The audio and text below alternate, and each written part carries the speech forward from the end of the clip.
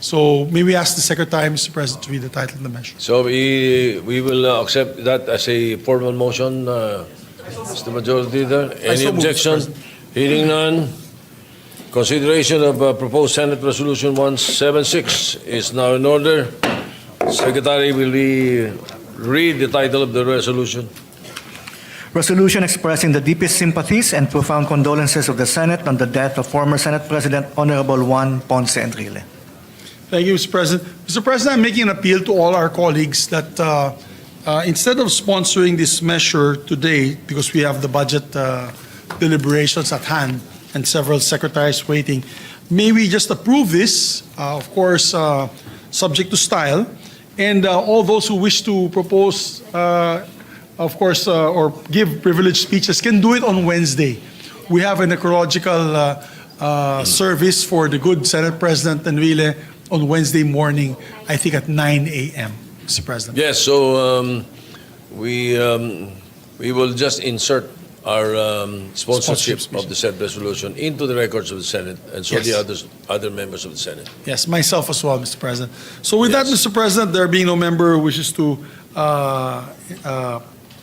sponsor and give any amendments, I move that we close both the sponsorship, period of sponsorship and period of amendments. I so move, Mr. President. Any objection? Hearing none. So closed. Mr. President, I move that we adopt Senate Resolution number 176, take in consideration proposed Senate Resolution number 177. I so move, Mr. President. Any objection? Chair hears none. Proposed Senate Resolution 176, subject to style and in consideration of Senate Resolution 177, is hereby adopted. Thank you, and and may we make all members of the Senate, of course, Mr. President, as a co-sponsor of the measure. All members of the Senate are all co-authors and co-sponsors of the measure. Thank you, Mr. President. And one of the reasons also why we need to approve it today is that so we can print it out and frame the parchment paper para maibigay po natin sa pamilya, Mr. President, itong darating na Wednesday. So with that, I move to resume consideration of House Bill number 4058 under Committee Report number 18. I so move, Mr. President. Any objection? Hearing none, motion is approved. Consideration of House Bill 4058 under Committee Report number 18 is in order. Yes, the status of the measures were in the period of interpellation, Mr. President. We have the general principles on deck. We still have a few members who wish to interpellate. May we recognize the sponsor, Mr. President, Senator Sherwin Gatchalian. Senator Sherwin Gatchalian, and to propose interpellation on the budget among the three good gentlemen and ladies that are here on the floor. Who would like to go first? No, because we have a list, but I think some of them don't wish to. Well, we at this We have- point, we recognize the chairman of the Committee on Yes, Finance, Mr. President. Senator Sherwin Gatchalian.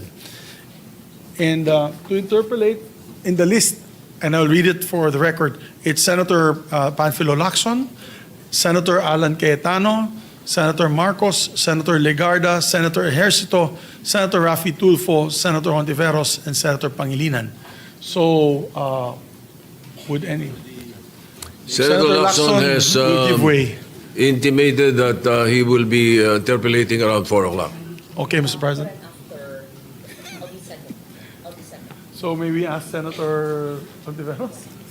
Yes, we'd like to recognize Senator Hontiveros, Mr. President. Senator Risa Ontiveros is recognized to continue interpellations for House Bill 4058.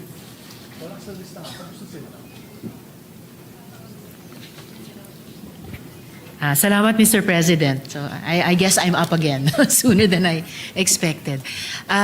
So magandang hapon muli, Mr. Chairman. I'd just like to pose a shortened list of my remaining questions from our first round for this afternoon's plenary. So una na po, Mr. Chair, Mr. President, on the Maharlika investment in the National Grid Corporation of the Philippines. Gusto natin maiwasan na masayang ang 19 billion pesos na investment na ginawa ng MIF sa NGCP para sa renewable energies. So may we get an update from the Department of Finance on how the investment of Maharlika in the NGCP is doing, Mr. Chair?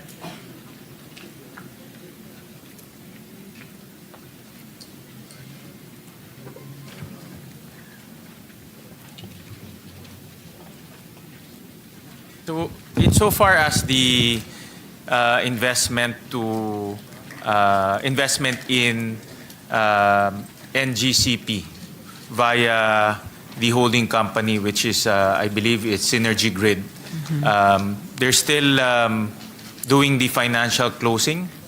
So in the next few, I think depending on how complicated and how long the discussions between the legal counsels of each entities, we're probably looking at first quarter to second quarter next year. So yung 19 billion pesos po, Mr. Chair, hindi pa aktual na ipupuhunan na sa NGCP ng Maharlika kasi hindi pa na kompleto yung financial closing. So, correct. So Okay. may mga negotiations pa hong mangyayari. So pwede pong magbago. Yun po yung estimated amounts, pero pwede pa hong magbago. Okay. So ano po yung mga particular na ninenegosasyon sa ngayon at alin sa mga aspeto nung ikokompletong financial closing ang pwede pang magbago? At least yung pwede nyong sabihin po in plenary habang umaandar yung negosasyon, Mr. Chairman. Yeah, the valuation, Mr. President, can still change. So yun po yung isa sa mga ninegotiate between government, Maharlika, and Synergy Grid. Okay. So pwedeng magbago pa yung valuation. Ibig sabihin pwedeng tumaas o even bumaba yung halaga na 19 billion pesos na investment, Mr. Chair. Pwede pa ho, magbago ho yun. Okay. No? Ano yung magiging basehan ng pagbago ng halagang iyon kung sakali?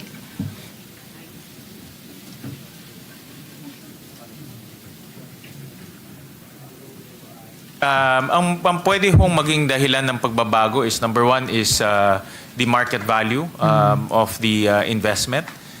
Synergy Grid is a publicly listed company, so titignan rin po yung valuation nitong kumpanya. And then, of course, tinitignan rin po yung risk to the investment. So these are all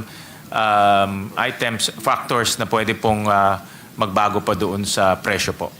Ano po yung kinoconsider na mga risks sa negosasyon sa ngayon, Mr. Chair? Well, typically, since this is a regulated entity, it's a regulatory risk, yung isa sa mga tinitignan. Of course, mga ganitong type of companies, they also rely on loans. So tinitignan rin po yung interest rate risk as well as currency risk kasi sa laki po ng investment, marami ho dito will be loan from the outside. No? So with the recent weakness in the peso, that's also another factor. No? Okay, salamat Mr. Chair. Ito sana, isa sana sa kinokonsidera ng gobyerno sa pag-finalize ng financial closing dito. Anong ginagawa ng Maharlika Investment Fund in partnerships siyempre sa Department of Energy at sa NGCP mismo? Anong ginagawa ng MIF para sa halip na coal-based electricity, renewable energies na kinontrata niya ang pwedeng i-transmit ng NGCP na in fact delinquent sa ngayon? Pwede po bang humingi sa kanila ng detailed technical report bilang bahagi din ng oversight ng Senado sa MIF, Mr. Chairman? Insofar as NGCP and the transmission companies concerned, ang negosyo ho nila mag-transmit lang ng kuryente.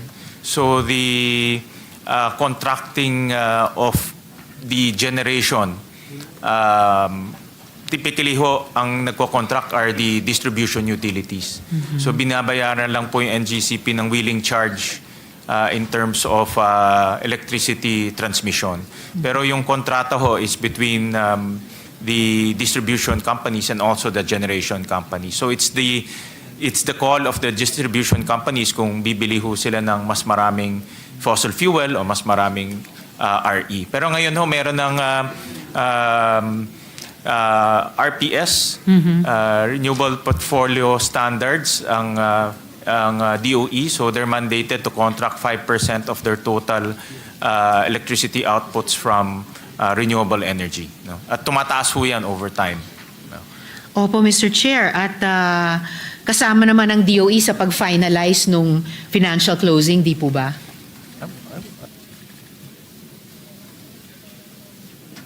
Yeah, kasama ho sila. I think mostly on the technical aspect as well. Alam ho ni Senator Risa yung national security aspect of this asset. So I'm sure, nagko-consult rin sila with DOE regarding this aspect as well. Opo. In fact, Mr. Chair, hindi naman ako magtatanong tungkol sa, for once, no, na sa paulit-ulit nating pagtatalakay sa NGCP, hindi ko naman itatanong ngayon yung national security aspect. Mas yung dahil recently nagkakaroon ng mga problema na ipasok sa grid ang mga na-generate na renewable energies. And meron din pong recent policy shift sa Department of Energy na nababahala po yung mga renewable energy advocates, alam po ito ng chairman, na parang bibigyan ulit ng espasyo ang coal-based electricity sa kanyang dating preferred status, sa halip na mas i-push talaga yung pag-mainstream ng RE sa ating energy mix, simula pa lang dun sa pag-upload sa grid. So, pwede po kayang at least mai-communicate ng DBCC at ng chair natin itong concern. Nauulitin ko rin naman dun sa pagtalakay natin sa DOE budget na gawing explicitly part ng financial closing nung Maharlika investment sa NGCP na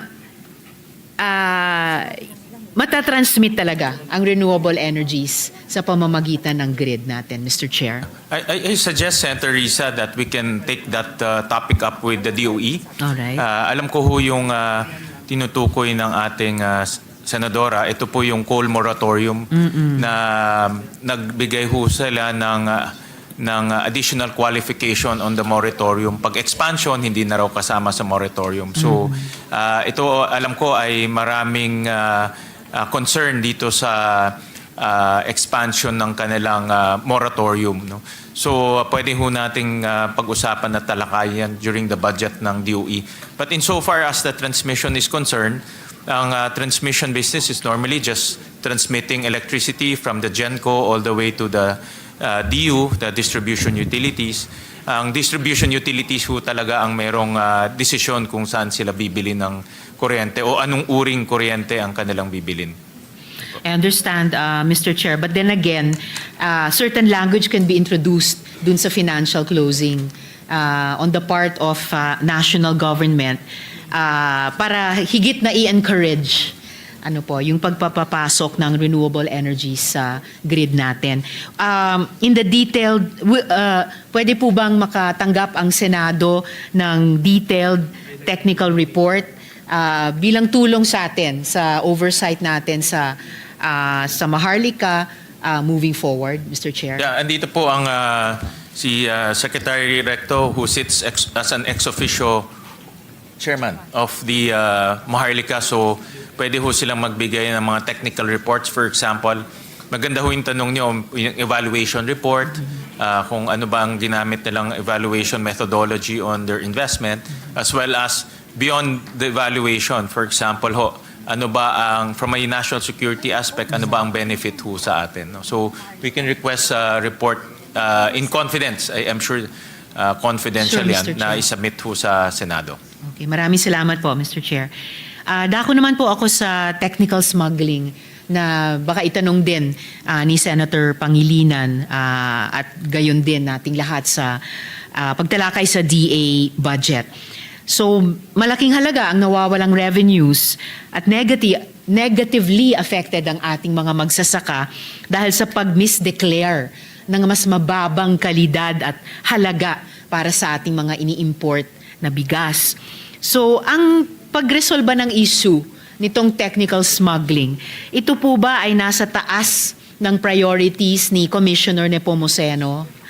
At ano po yung magiging clear milestones nila para sabihin na nasosolve na natin itong walang kamatayang age-old problem na to, Mr. Chair? I joined the Senator Risa, the good lady from Banay, to emphasize on curbing technical smuggling and smuggling in general in our country. Talagang wala hong panalo sa smuggling dahil talo na ho ang farmers ho natin, tapos wala pa tayong revenues na kukuha. No? So, hindi ho talaga tayo, wala hong nagbe-beneficyo ho dyan. Medyo bumababa ho yung presyo pero hindi naman sustainable dahil maraming farmers ho ang nadi-displace. So,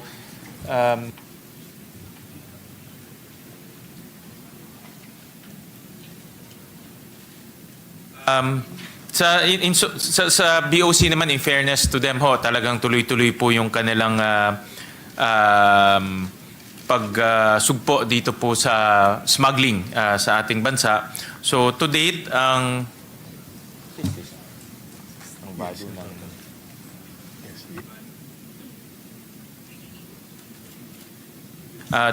to date po ang value ng na-seize na goods ho nila is about 4.7 billion pesos po. Sari-sari na ho to. May cigarettes, mackerel, onions, vape. So malaki-laki na rin po yung kanilang na-seize na mga smuggled goods. At sa mga priorities po ni Commissioner Nepomuceno, nasa taas ba or top 3 or top 5 yung pag-solve ng technical smuggling, Mr. Chair? Nasa ano ho to, priority, nasa top 1. Sabi ho sa akin ni Commissioner Nepomuceno na may explicit instruction ng ating Pangulo na habulin ho talaga yung mga smugglers. At hindi lang po ma-seizing goods, kung hindi kasuhan at siguraduhin manalo tayo sa kaso. Pero I remember during sa Ways and Means Committee hearing a few days ago, meron ho tayong mga batas na dapat ho rin ayusin. I remember sabi ho ni Commissioner Nepomuceno, marami sa mga nahuhuli nila ang mga consignee, mga driver, mga kasambahay. So hindi ho sinusulat yung mga totoong consignee. So dapat ho talaga i-revisit yung mga batas ho natin para po habulin yung mga totoong smuggler. Hindi lang po yung naglalagay lang ho sila kung sino-sino as consignee para hindi ho sila makasuhan. And I think sinimulan din nating on our end, Mr. Chair, solusyonan yan, lalo na halimbawa nung ipinasa natin yung anti-economic sabotage law na may mga marami at mahalagang input din mismo ang Bureau of Customs. Correct. So isa rin yung sa mga gagamitin nila o ginagamit na batas para po habulin yung mga smugglers po. And mabuting mabalitaan na number 1 priority itong pagsulba ng issue ng technical smuggling ni na Commissioner Nepomuceno. Ano yung magiging milestones nila sa pag-achieve nung number 1 priority na iyan? Clear milestones para sabihin na achieve nila, Mr. Chair. Aside from doon po sa mga seizures na ginagawa nila, yung prosecution as well as conviction. Admittedly ho, like for example, nung nagkaroon ho kami ng hearing tungkol sa smuggled tobacco at vape, admittedly napakababa po ang conviction. Mataas po ang seizure, mga thousands. Tandaan ko, thousands po yung seizure. Pero pag lumakad ho tayo doon sa wheels of justice hanggang conviction, less than 1% lang ho nako-convict. No? So maraming nahuhuli pero halos kakaunti lang po yung conviction. So yun po yung challenge natin sa BOC and sa BIR na taasan po yung conviction. Together with the DOJ, of course. Yes. Talagang dapat ho mayroon pong makulong rin sa mga smugglers. Salamat, Mr. Chair. At nung binanggit niyo yung DOJ, naalala ko, sinabi din ng dating DOJ Secretary na at that time, several months ago, pinagtatrabaho niya yung mga tao ng DOJ, halimbawa sa Philippine National Police, para yung case build-up ay mas mahigpit. And I don't know, perhaps kung ginagawa na rin nila or pinaplanong gawin DOJ with BOC para itaas nga po yung percentage ng convictions, Mr. Chair.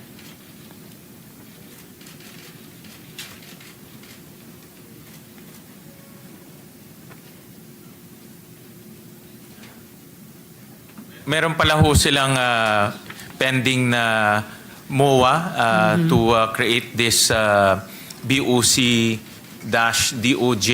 okay. joint activity against smuggling. This is during the term of Ombudsman Remulla.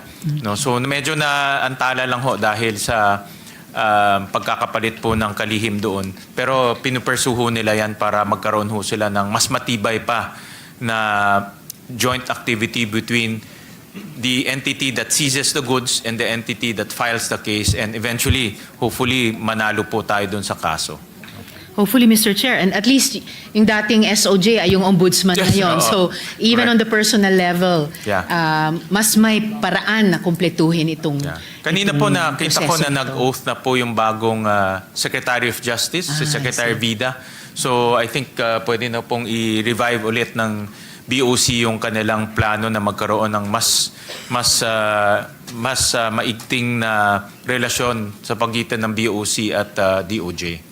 And I wish them the best in that, Mr. Chair, para ma-achieve talaga yung sinasabing number one priority. Correct. Opo. At may makulong. At Kasi may yun ang makulong. problema. Maraming nahuhuli, walang nakukulong eh. Opo. At dapat hindi lang po yung mga bodegero, mga Oh, yeah. kung Correct. sinong kunyaring signees Correct. ng mga smugglers, Mr. Chair. Salamat po. Dako naman po ako dun sa GSIS School Buildings Insurance. Maraming mga eskwelahan, alam po nating lahat, ang nasalanta ng mga nakaraang lindol at bagyo. However, as was, I believe, the practice before, our schools should be covered by the National Indemnity Insurance Program, o NIIP, and international reinsurance. Tama po ba? Medyo kinakabahan po ako, Mr. Chair, kasi wala po akong naririnig na balita tungkol dyan ngayon, pagkatapos ng Tino at Uwan at pagkatapos ng Lindol, Mr. Chair. Actually, meron ho yung pondo sa unprogrammed funds. Ito po yung insurance premium for government assets, particularly for school buildings. I remember nung hearing po, yun po yung isa sa mga katanungan. So ito po ay tinransfer ho natin from unprogrammed funds to program, Okay. to a tune of 1 billion pesos po. No, so at least so mapapondohan na siya. At kasi ang konteksto ngayon, ang dami hong bagyo at lindol at nakita ko po sa mga reports na marami tayong classrooms rin nasisira. So pwede na po nilang makuha yung insurance payments para ma-repair po yung classrooms. Ang challenge lang po yung bilis. Alam ko medyo matagal-tagal ho pag-release nitong pondo, pero at least ho pwede na sila mag-claim doon po sa insurance. Okay. Salamat, Mr. Chair. It's also good to know na isa tong konkretong instance na inilipat ang isang item mula sa unprogrammed papunta dun sa programmed. Kasi maalala natin kung na yung unprogrammed appropriations ang naging isa sa malalaking issue tungkol sa current 2025 budget. And in fact, isa sa mga dahilan na ako at si dating Minority Leader Coco Pimentel ay bumoto ng no sa 2025 budget. So yung current programmed funds para sa school buildings insurance na nagkakahalaga ng 1 billion pesos, sasapat na po ba ito? I almost know the answer, Mr. Chair, but so follow-up is at least anong percentage ng insurance sa damaged or destroyed buildings ang masasagot nitong halaga, Mr. Chair?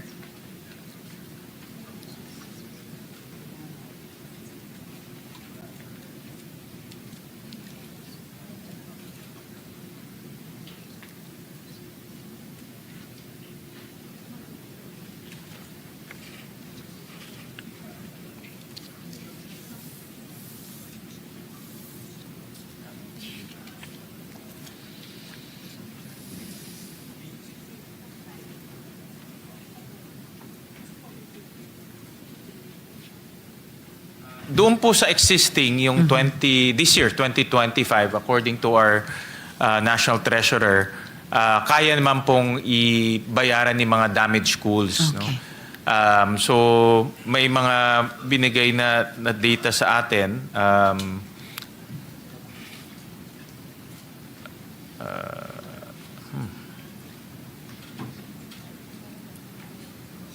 Hindi pinaka...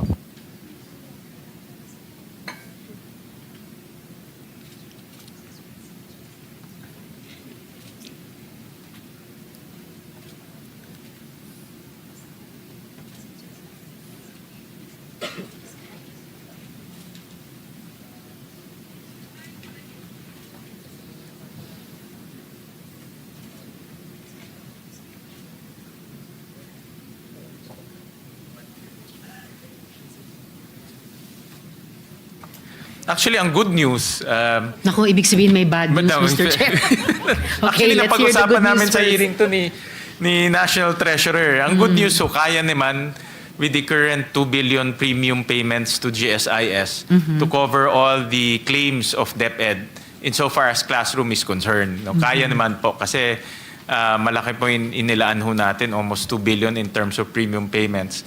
Okay. Ang bad news ho, matagal lang ma-access. No? Ganong katagal yung matagal, Mr. Chair? Actually, parang more than... Yeah. Kasi ang proseso ho kasi, pag may bagyo, si DepEd pupunta ho sa site, i-assess niya.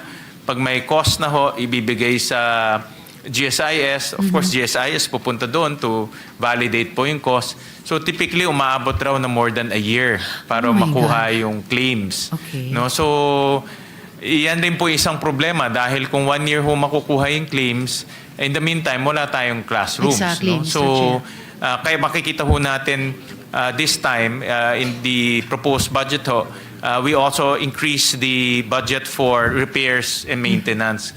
Kasi may mga classrooms ho tayo na pwedeng gamitin, hindi lang nagagamit dahil sira siya. No? So, yun po yung ano.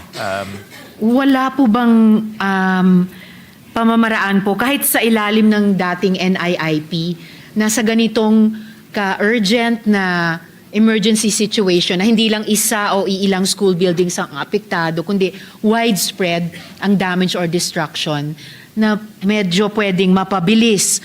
Or Mr. Chair, yung sinabi niyo pong 2 billion pesos kayang sagutin ng in the magnitude of 2 billion pesos yung premium payments ng GSIS.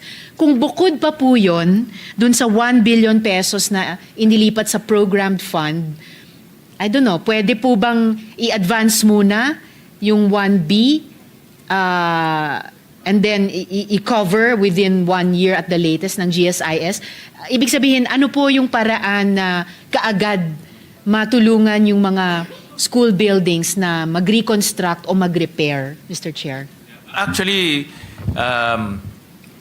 Mr. President, Her Honor, kaya ho namin binawasan rin yung amounts from 2 billion to 1 billion kasi parang mas mabilis pa ho pag naglagay tayo ng 1 billion to repair of classrooms. Kasi kung mag-aantay ho tayo ng 1 year plus para makuha yung reimbursement o yung claims, tapos magre-repair pa lang tayo, napakatagal ho. No? So in the meantime, yung classrooms hindi ho nagagamit.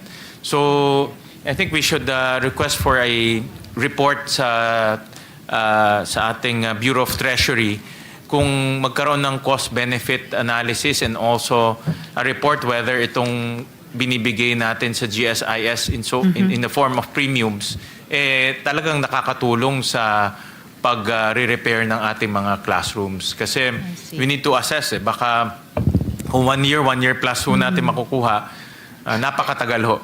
Napakatagal. No? So, ang need po ng mga bata is immediately. Ngayon. Oo, ngayon. So, kasabihan pa nga, Mr. Chair, di ba? A child cannot wait for tomorrow. Correct. His name is today. correct. Opo. Ako, I absolutely agree. So, we'll request for a separate briefing and report on this National Indemnity Insurance Program. Napag-usapan ho namin to during hearing but Opo. we need to drill down pa kung ano ho dapat gawin. Kung effective ba siya or maybe a different package or a different arrangement with GSIS. All right, Mr. Chair. Magpa-participate din po ako dyan. And Yeah. I hope remedial measures can be undertaken para kung mananatili pa rin itong napaka-importanteng function sa GSIS, ay mapabilis nga yung pag-extend niya ng service na ito sa mga eskwelahan na nasa ilalim din naman ng gobyerno natin, Mr. Chairman.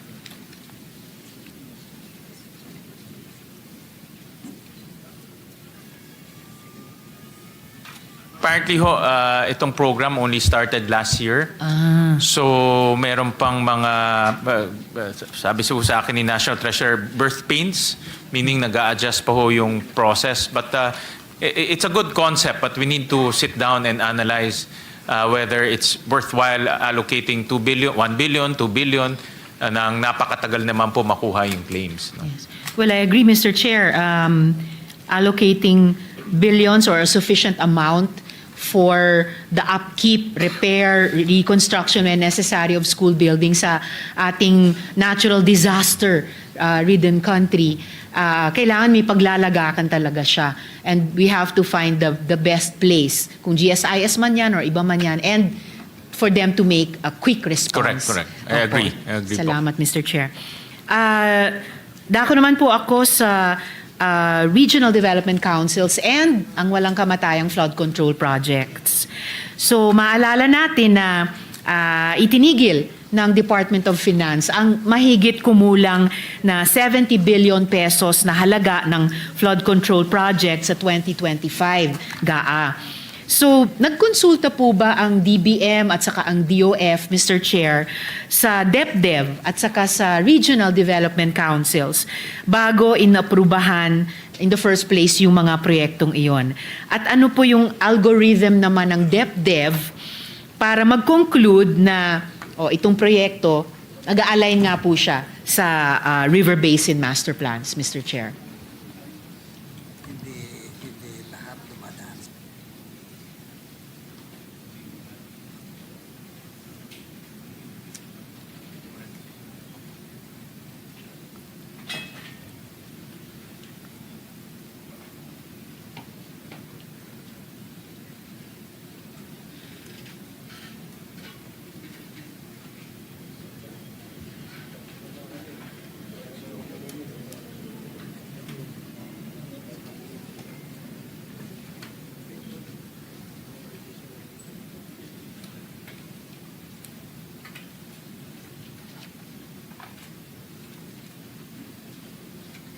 Unfortunately po, sabi sa akin ho ni Secretary Balisacan na itong flood control hindi ho dumadaan po sa DepDev. No?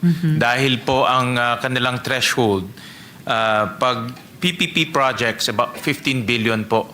So anything below 15 billion, hindi na ho dadaan sa kanila pag PPP. Pagdating naman po sa GAA projects, 5 billion po ang threshold. So anything below that, hindi na ho dumadaan sa kanila.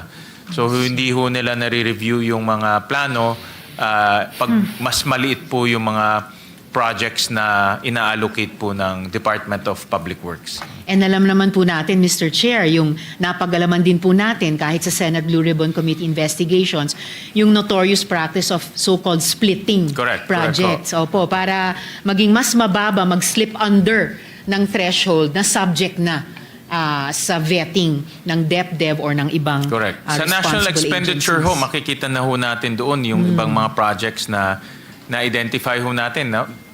Isang project lang ho siya pero napuputol siya into many phases. No? Yes, Mr. Chair. At sa ganung paraan din, hindi lang DepDev ang nalulusutan, pati ibang mga ahensya, halimbawa tulad ng DENR, dahil spinlit ang isang halimbawa, mahabang daan, halimbawa sa isang mountain range, may nadadaan ng mga ecologically sensitive areas dahil bumababa di umano ang financial threshold nila, bumababa din equally yung eyes on the proposal ng iba't ibang mga ahensya. And ngayon kaya nadadagdagan yung pagtingin natin mismo na nagtatrabaho dito sa Senado bukod sa ating mga kababayan kung gaano kahalaga yung eyes particularly ng DepDev at ng mga regional development councils. So kung dadaan na yung ganitong kahit yung ganitong mga proyekto sa DepDev at sa mga RDCs, ano yung meron na bang or ano yung maaring buwing algorithm ng DepDev para sabihin, okay, binet namin itong proposed project against yung, bawa, River Basin Master Plan and check, it will qualify, Mr. Chair. Doon po sa mga pagdinig ho natin, nasabi ho ni Secretary Dizon na by 2027 ho, sisiguraduhin niya na maayos na ang proposals ng Department of Agriculture, Department of Public Works. Balita yun, Mr. Chair. No, malayo, ang layo. Oo. So, 2027. kailangan, inaayos ho nila, first of all, yung mga policies nila on local government coordination. Dapat ho, may totoong shovel ready na. Ibig sabihin, may plano, may feasibility study. At inaayos na rin ho nila yung master plan for this project. So makakaasa ho tayo, pagbigay ho nila ng budget for 2027, marami na pong reforma pagdating po sa propose ng project. And alam ko ho, ang DepDev and ano ho rin sila, pinag-aaralan na rin nila ngayon yung mga master plans ng mga river basins ho natin. So kasama ho sila doon ho sa pag-aaral ho nitong mga river basins ho natin. Yung master plan po. And I'm sure, Mr. Chair, and I hope, kasama doon yung DNR kasi sinasabi din nila na hindi lang infrastructure-based solutions ang kailangan natin, dapat kasama at minsan, no, depende sa proyekto, nature-based ang solutions sa pagbabaha dito po sa ating bansa, Mr. Chair. Actually, marami hong revelations nangyari dito sa flood control. Narinig ko, sinabi rin ni Secretary Dizon, marami sa mga flood control ni plano wala no? So kung plano wala, definitely yung master plan wala rin, no? So marami dito parang patse-patse po yung mga projects pero hindi alam kung talagang makakatulong o hindi. So ito po yung kinokorek ngayon ng DepDev, DNR as well as DPWH, no? Salamat, Mr. Chair. Kasi yung sinabi niyong ganyang mga proyekto, walang engineering plan, may financial plan lang. Kaya po nagbunga ng hindi ng flood control kundi ng corruption at yung mga pagdurusang dinadaanan ng mga kababayan natin ngayon. Mr. President, if I may interject. Yes, with the permission Mr. of, President, Senator Estrada. I think the presiding officer is busy. Senator Estrada is recognized. Thank you. Just only one question. Your Honor, kung magkakaroon ba ng partisipasyon ang Regional Development Council dito sa mga flood control projects, magkakaroon ba tayo ng mga ghost projects? Kung tinitignan ho namin, yung batting average ng Regional Development Council, less than 30% lang po or around 30% ang projects na na-approve ng Regional Council na napopondohan ng GAA. So ang ibig sabihin ho dyan, kahit na ho nag-usap-usap yung mga LGUs, hindi ho napopondohan yung kanilang mga projects. But in a perfect world, sana ho ganun. No, dahil ang Regional Development Council, kasama doon ang LGUs, DPWH, DNR, lahat ng mga regional agencies nandoon ho. So doon ho sila dapat nag-uusap-usap kung ano po yung magandang project sa kanila. Nung umpisa pa lang, nung maraming mga amendments sa mga kongresista, mga senador, mga flood control projects, dapat pala nagkaroon ng partisipasyon ang Regional Development Councils para hindi na tayo nagkakaroon ng ganitong klaseng problema. Dahil sino ba ang mastermind ng mga ghost projects? Di ba yung mga engineers dyan sa mga DPWH? Hindi naman mga senador, hindi naman mga congressman Tama ho. Kailangan ho talaga, mas maganda ho talaga dumadaan sa Regional Development Council. Kahit na ho yung meron ko, kasi alam niyo naman, bilang dating mayor, meron tayong mga City Development Council, Provincial Development Council, kahit man lang dumaan doon para at least vetted and coordinated yung project. Kasi sa pagkakalam ko, I'm sorry, Senator Risa, yung mga mayors na napaglaanan ng pondo ng mga flood control projects, hindi nila alam na meron silang mga flood control projects sa sarili nilang bayan. Am I correct? Di dapat naabisuhan yung mga local government units na meron silang ganitong klaseng flood control projects. Parang sa Quezon City na rinig ko na si Mayor Joy Belmonte hindi niya alam na meron ganitong klaseng project na flood control project sa kanyang kinasasakupan. Dapat talaga na bilang isang mayor, o bilang isang governor, o bilang isang local chief executive, alam nila kung ano nangyayari sa sarili nilang bayan o sarili nilang probinsya. Hindi yung nabubulagaan na lang sila. Oh, bakit meron palang flood control project dito? Hindi namin alam. Pala, ghost project na pala. Tama ho, I agree with you, Senator Jinggoy. Lumabas yan sa marami nating pagdinig dito sa Senado.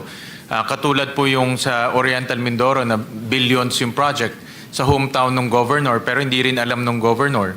No? So, hindi na co-coordinate po sa local government units itong mga project na ito. So, dapat po talaga ma-coordinate kasi at the end of the day, ang local government units ang sumasagot kung may problema doon sa lugar. Kung mayroong baha, kung mayroong ini-evacuate, sila ho ang sumasagot. No? Dito ba sa 2026 budget, mayroon mga flood control projects? Zero. Wala ho. Zero. Zero ho. Walang flood control. Mabuti naman. Thank you very much, Senator Risa. Very welcome, Mr. President and Senator Estrada.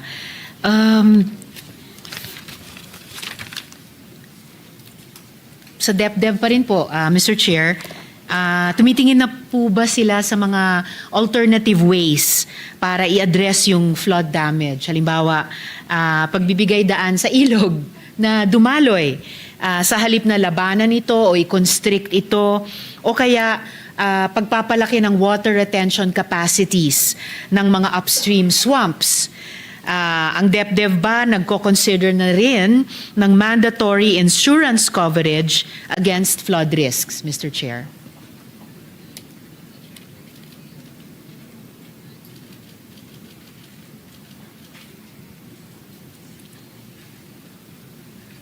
Doon po sa River Basin Master Plan, yan po ang plano ng DepDev this coming New Year na talaga hong maglabas na ng mga master plans. Sila na hong mag-spearhead per river basin so that itong master plan po ang susundan insofar as flood control projects are concerned. No? So, malaking endeavor ho yan, pero I believe na umpisa na yan in the past administrations. Kailangan lang po ma-update. So, yun po yung isa sa mga malaking aktibidad nila this coming New Year. Insofar as the insurance po, wala hong ganun na project po ang DepDev. I think pwedeng tignan yan ng DepDev. Tignan ho nila kung how we can inject an insurance coverage dun po sa mga flood-prone areas or affected areas by mga ganitong climate change. Salamat, Mr. Chair. Or baka pwede rin nilang pag-aralan, pagtulungan ito dun sa binanggit nyo kaninang review ng GSIS, NIIP, or iba pang pwedeng bahay ng insurance para naman dun sa school buildings. Kasi lahat naman affected nitong mga disaster caused na mga pagbabaha. And I hope as far as yung New Year's plan ng DepDev na talagang i-champion yung River Basin Master Plans, I presume and I hope na katrabaho nila doon yung DENR na matagal na rin.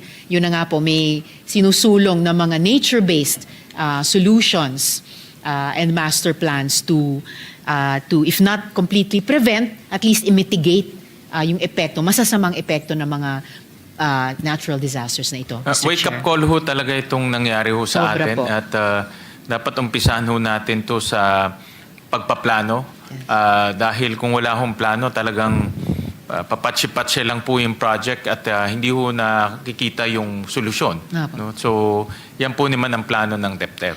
At yun naman po yung traditional na, kumbaga, core competency niya, core business niya sa buong gobyerno. No? Gumagabay, palagay ko, sa lahat ng opisina sa executive na ayusin yung buong development process mula pagpaplano hanggang sa evaluation at pagpaplano muli cyclically, Mr. Chair. Sabi ho sa akin ni Secretary Balisacan na part of the charter of the DepDev is master planning. No? So, linagay ho sa batas talaga na mandato na nila ngayon na tulungan yung iba't ibang agency o mag-spearhead pagdating ho sa master plans. Exactly, Mr. Chair. Salamat po para doon. Huling tanong ko po sa round na to tungkol sa veto recommendation ng DepDev pa rin. Sa pagtatayo po ng bagong Department of Economy, Planning and Development, pinaglaban natin ang kapangyarihan ng DepDev na magrekomenda sa presidente kung may aalisin na mga proyektong di sang-ayon sa mga national priorities. And ngayon, syempre, nakatingin tayo dun sa yung Philippine Development Plan, ambisyon 2030, 2040. So, sa kasalukuyang budget ng DepDev, sapat na ba ang pondo at staffing para palakasin ang teknikal na kapasidad ng Regional Development Councils na makapagrekomenda ng pag-veto sa mga hindi kinakailangang or makasasama pang ang mga proyekto, Mr. Chair? Actually, admittedly ho, kulang pa sa manpower and capability and DepDev pagdating ho sa monitoring and evaluation ng mga projects. Kasi part ng mandato ho nila, kung napondohan natin, nagmo-monitor at nag-evaluate rin sila dun sa mga projects, lalo na yung mga malalaking pong projects. So admittedly, kulang ho sila sa manpower and capability per region. Yun naman po ang dinidevelop nila over time. Okay. Very well noted, Mr. Chair. Magsususpend muna ako, Mr. President. Maraming salamat, Mr. Thank you Chair. very much, May ilang Senator huling Risa. tanong na lang ako sa susunod kong round. Pagkatapos may mag-take turns din po yung ibang mga colleagues natin. Maraming Salamat salamat po. po. Thank you, Senator Antiveros, Majority Leader. Senator Lauren Legarda, I believe, is next to interpellate. Senator Legarda is recognized. Thank you, Mr. President. First, I would like to commend the chair who has been so diligent in attending all the subcommittee meetings as well. And I am grateful to have been by his side in most times where I chaired the committee or even those that I don't chair. And so these questions are those perhaps that were not fully clarified during the DBCC or during our respective hearings to help clarify in our minds. And second, to improve the budget further because we know it's still a long process till the second week of December. Having said that, Mr. President, may I start with the National Expenditure Program as submitted by the President that was used as the basis of our budget hearings because at that time the GAB was not yet transmitted to the Senate. This was used by the Committee on Finance. And eventually, of course, the GAB was transmitted to the Senate. And in my understanding, the basis of the Committee on Finance report, as we have it, would have been the NEP. Let us clarify that. I mean, at least our hearings, where we ask the questions of the committees and the agencies. So from the DBCC to the individual agencies, the House General Appropriations Bill was not yet transmitted, but then the committee report of the Senate, in my understanding, we used the NEP or did not follow the GAB insofar as the realignments of the DPWH. Let me just clarify what I mean. Because during the budget hearing of the DPWH, we were informed that the budget of that agency, upon its own recommendation, was pruned from 880 billion to 624.48 billion, or a reduction of 255.5 billion. So to have a total picture of the House GAB and for transparency, before we proceed to deliberate on the budget of each agency, may this representation, Mr. President, try to understand. Since the programmed new appropriations under the NEP that was submitted and the GAB that was transmitted to the Senate by the House carries the same amount of 4.4, more or less, trillion, can we say that the cuts in the DPWH budget were realigned to other agencies, programs, activities, departments, and funds? Kindly inform the Senate which agencies, departments, or funds were augmented from the DPWH cut of 255.5 billion and for what purpose? And may we know the recommendations of the Committee on Finance on the said increases. That's so that we understand it, because people ask us, it was cut there, there was a recommendation, a list in the House GAB, the Senate is adopting the House GAB, or do we have another recommendation for the cut of 255? I stop there, but will pursue that after I hear the response of the chair. Thank you, Mr. Let President. me just clarify. The question is, what happened to the cut- 255. the 255? We actually talked about this in Yes. private, Mr. Chair, bear with me. I just wanted to be transparent. Correct, Yes, pero pinag-usapan na natin Tama yan, po. and I think I mentioned to you that I will ask this. Thank Yes. you, Mr. Chair. The NEP was cut by 255 billion to be exact, by the House of Representatives, and it was reflected in the General Appropriations Bill. And the 255 was distributed in various departments in terms of increases. And they also have several decreases within the agencies. So in short, in 255 po, the 255 was spread to various agencies in the form of increases. Yes, you're correct, Mr. President. Even some of our colleagues would be asking us in the process, saan napunta yung 255? Perhaps it would be best to put into the record, because from here up to the BICAM, it would change again. And I think we owe it to everyone to say where the 255 billion that was cut from that agency, where was it actually placed? I think we have a list of that. Thank Mr. you. President, the good thing about this budget cycle is everything is uploaded. So Yes. the NEP is already available in the website of the DBM. The GAB is already available in the website of both the House and the Senate. And then our very own committee report is also available in the website. So you can now see the movements between the NEP, the GAB, and also the Senate committee report. There are a lot of changes in the GAB, but for example, I'll just cite some examples. This is in the GAB. The Department of Agriculture increased by 28 billion. The Department of Education increased by 39 billion. The increase. Neto yeah. Increase. The Department of Health increased by 31 billion. So these are the large amounts. The Department of Labor increased by 13 billion. So marami ho siya, no? We're talking about DSWD increased by 36 billion.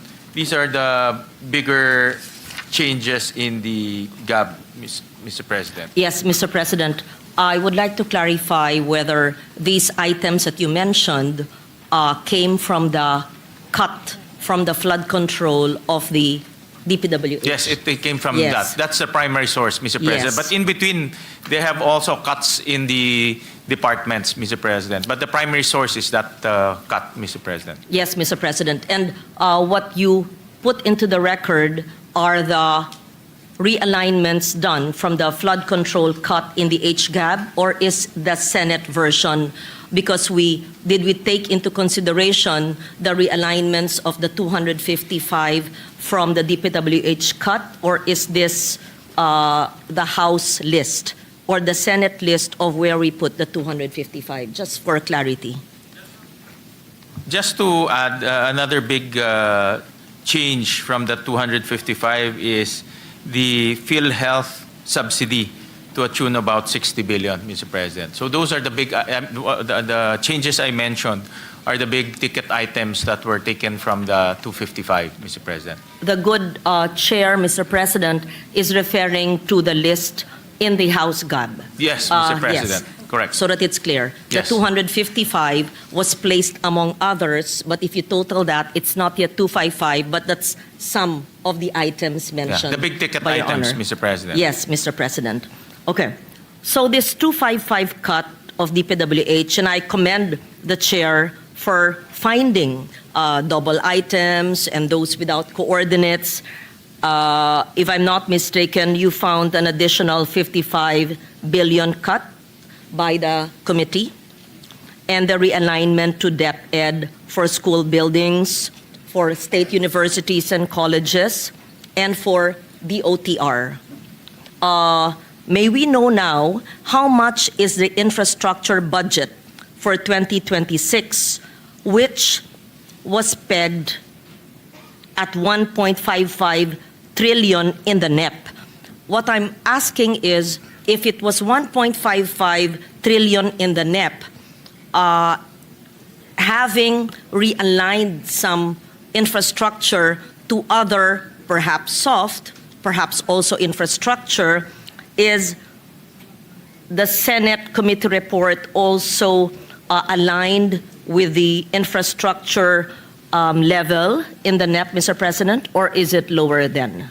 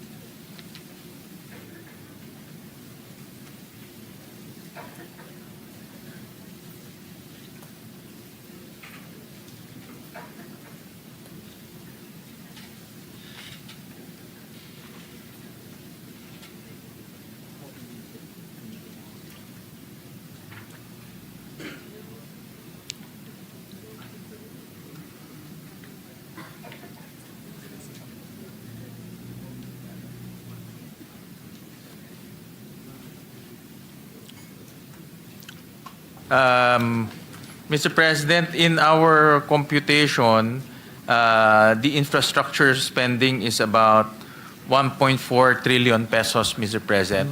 It was down from about 1.5 trillion pesos, Mr. President. Thank you for that information, Mr. President. So just so that it's clear, in the NEP, it was 1.55 trillion, and in the Senate committee report, it is down to 1.4 trillion. Mr. President. Yes. Thank you for that information.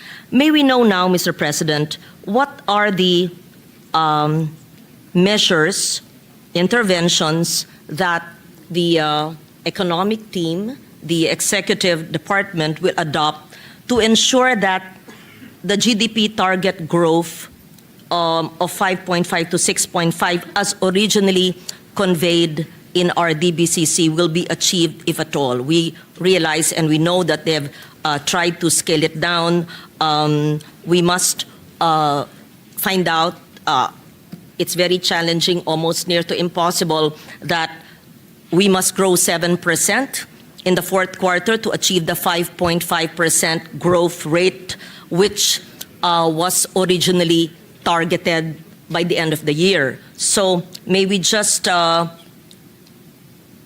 come to reality and try to understand in this last quarter what growth are we targeting and what do we need, because if we are to recall our projections for 2025, we had projected a growth rate of 5.5. That means in this fourth quarter, because of the lag of the previous quarters, we'd have to grow 7%, which is, I think, very unrealistic and near to impossible.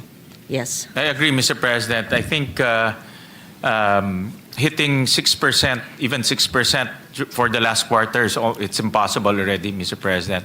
To date, for the first three quarters, we grew at around 5%.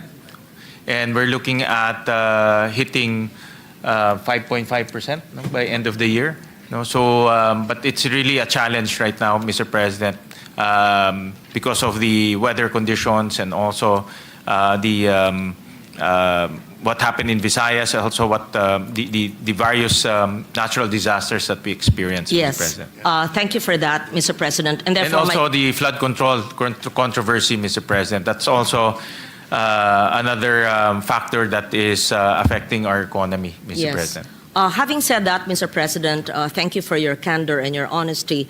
May we know what the executive department is doing, the economic team, as interventions and measures to be able to grow our economy, although we know that the 7% is unachievable? Mr. President, Secretary Recto mentioned that they're spending as programmed this year.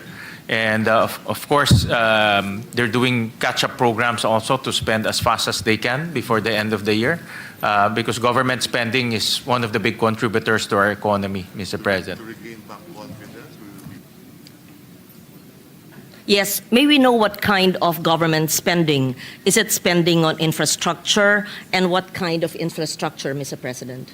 Yes, Mr. President, infrastructure is definitely what's in the budget or the GA right now. They're aim to spend it as fast as they can in the next 2 months. So infrastructures, repair, rehabilitation, classrooms, everything in the GAA, Mr. President. So at the same time, they're also ramping up spending on the other programs in the government. So meaning, Mr. President, they will drive the economic growth through efficient spending of resources in the last 2 months of the year, Mr. President. And of course, the biggest move will be regaining confidence to governance. So Secretary Recto is very clear that by the end of the year, people will be put in jail because of the issue, Mr. President. Thank you for that, Mr. President.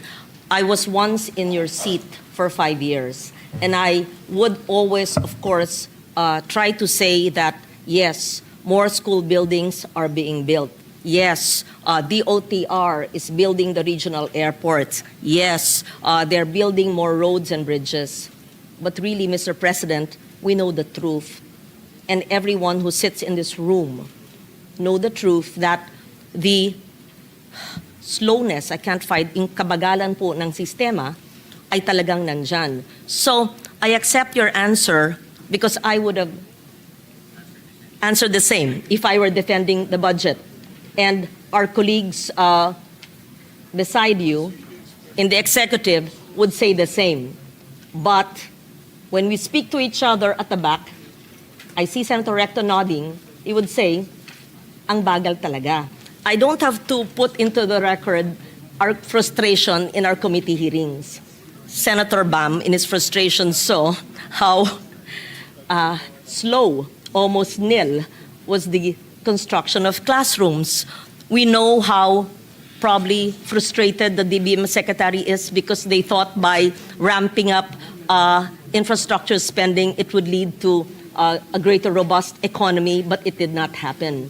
So may we know how are we supposed to believe your answer, Mr. President, which I would have said myself? That's an excellent question, Mr. President. Yes. In fact, when we were consolidating the budget, we were surprised that, for example, HFEP, yung Health Facilities and Enhancement Fund, we were surprised that to date, zero pa ho ang na-allocate doon sa pondo na about 40?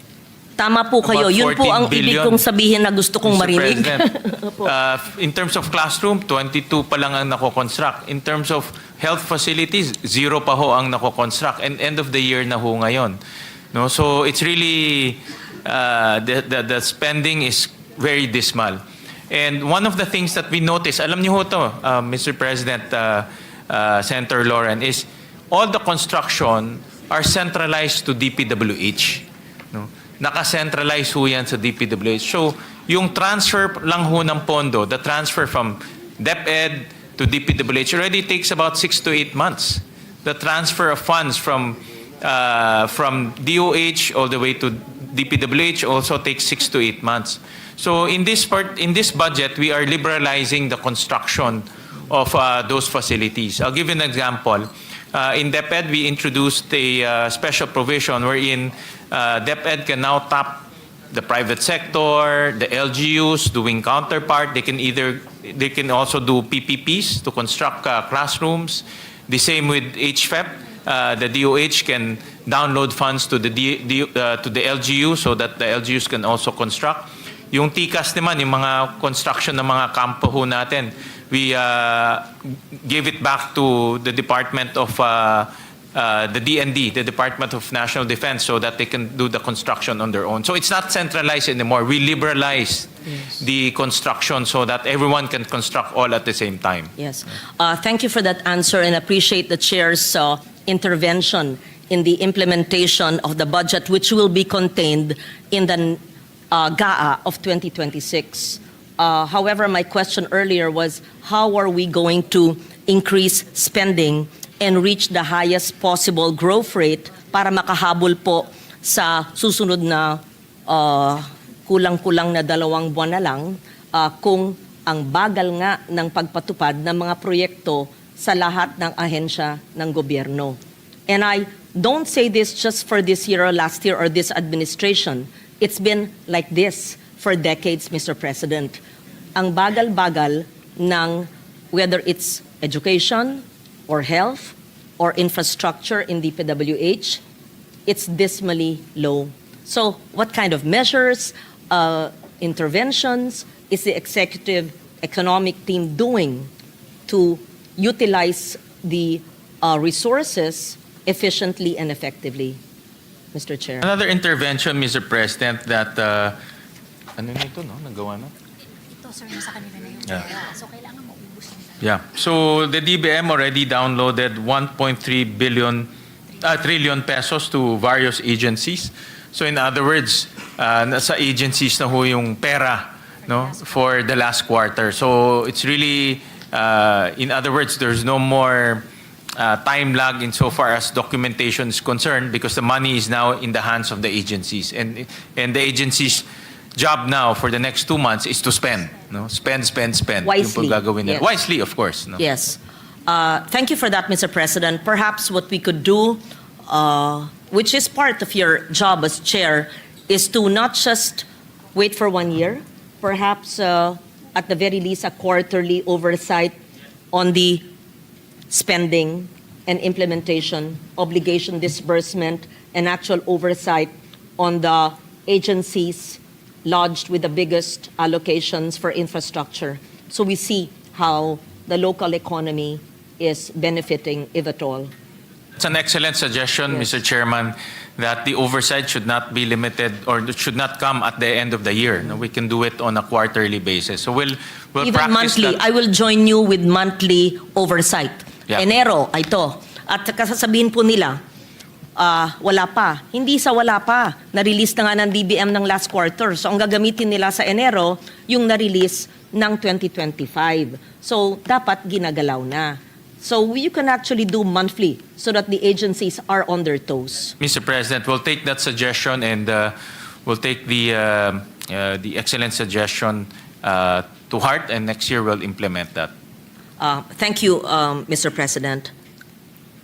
Again, as we ourselves know, the government target, the projection of 5.5 to 6.5% projected GDP for this year, 2025, will not happen. May I know how the projected revenue collections and the fiscal deficit for 2025 will be affected? Because based on the 2025 BESF, when we started this year and during our DBCC, it was said that, and it's very clear, that 1% increase in our GDP will translate into 34.1 billion in additional revenues. Does it therefore mean a decrease in GDP will also translate into a lower revenue collection because of the non-meeting this target? So in short, dahil hindi po umakyat yung GDP, yung ating additional revenues wala, syempre apektado ang ating revenue collection. So ano na po ang ating projected revenue? Ano na po ang ating projected fiscal deficit? Thank you.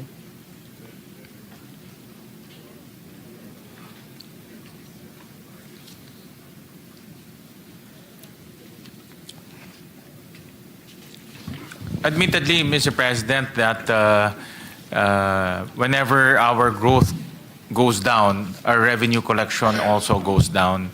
And admittedly, Secretary Recto mentioned also that revenue will go down because of the slowdown in our economic growth.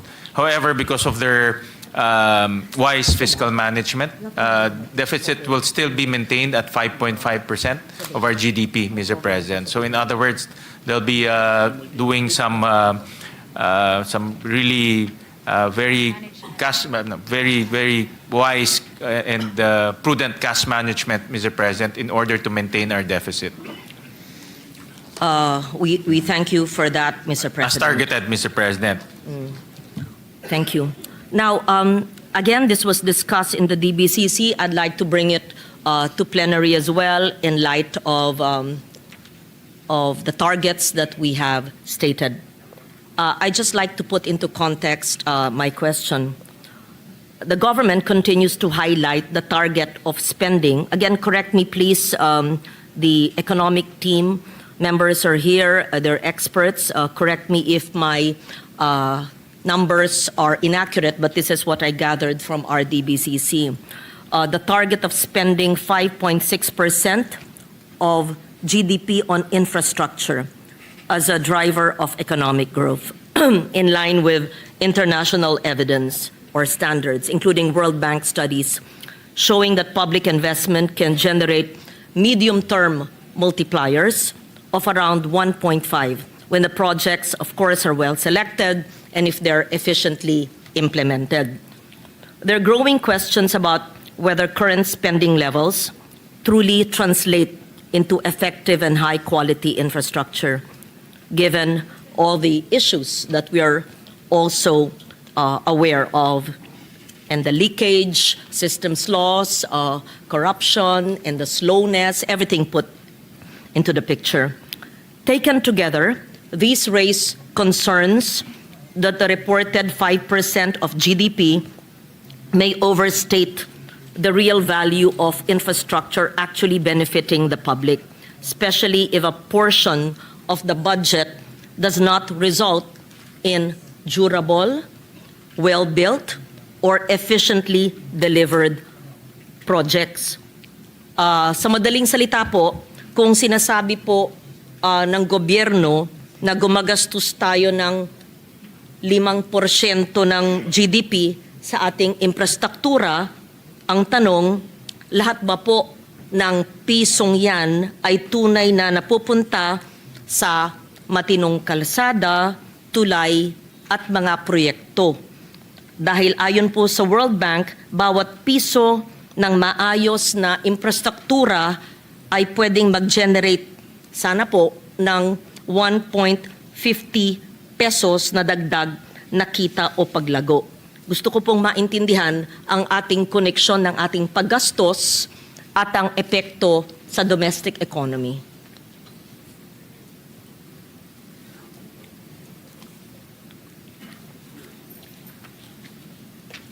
Actually, if the flood control issue did not happen, we were on track to spend at the very least 5% of our GDP to infrastructure, and that has been the plan of government even during the prior administration, to maintain it at 5% at the very least or more. But because of the flood control issue and the reduction in the flood control budget, we would only hit 4.7% of GDP for 2026. So as much as possible, we diverted some of the flood control projects to infrastructure projects. For example, the suggestion of Senator J.V. Ejercito to put it in airports, put it in seaports, we adopted that so that it forms part of infrastructure spending. We also increased spending in classrooms and also in the repair of classrooms. So we tried as much as we can to divert some of the funds to infrastructure spending as well. But admittedly, because of the sheer amount of 250 billion, it was quite difficult to cascade it to other infrastructure projects. But definitely, this is only a short-term aberration, only for 2026.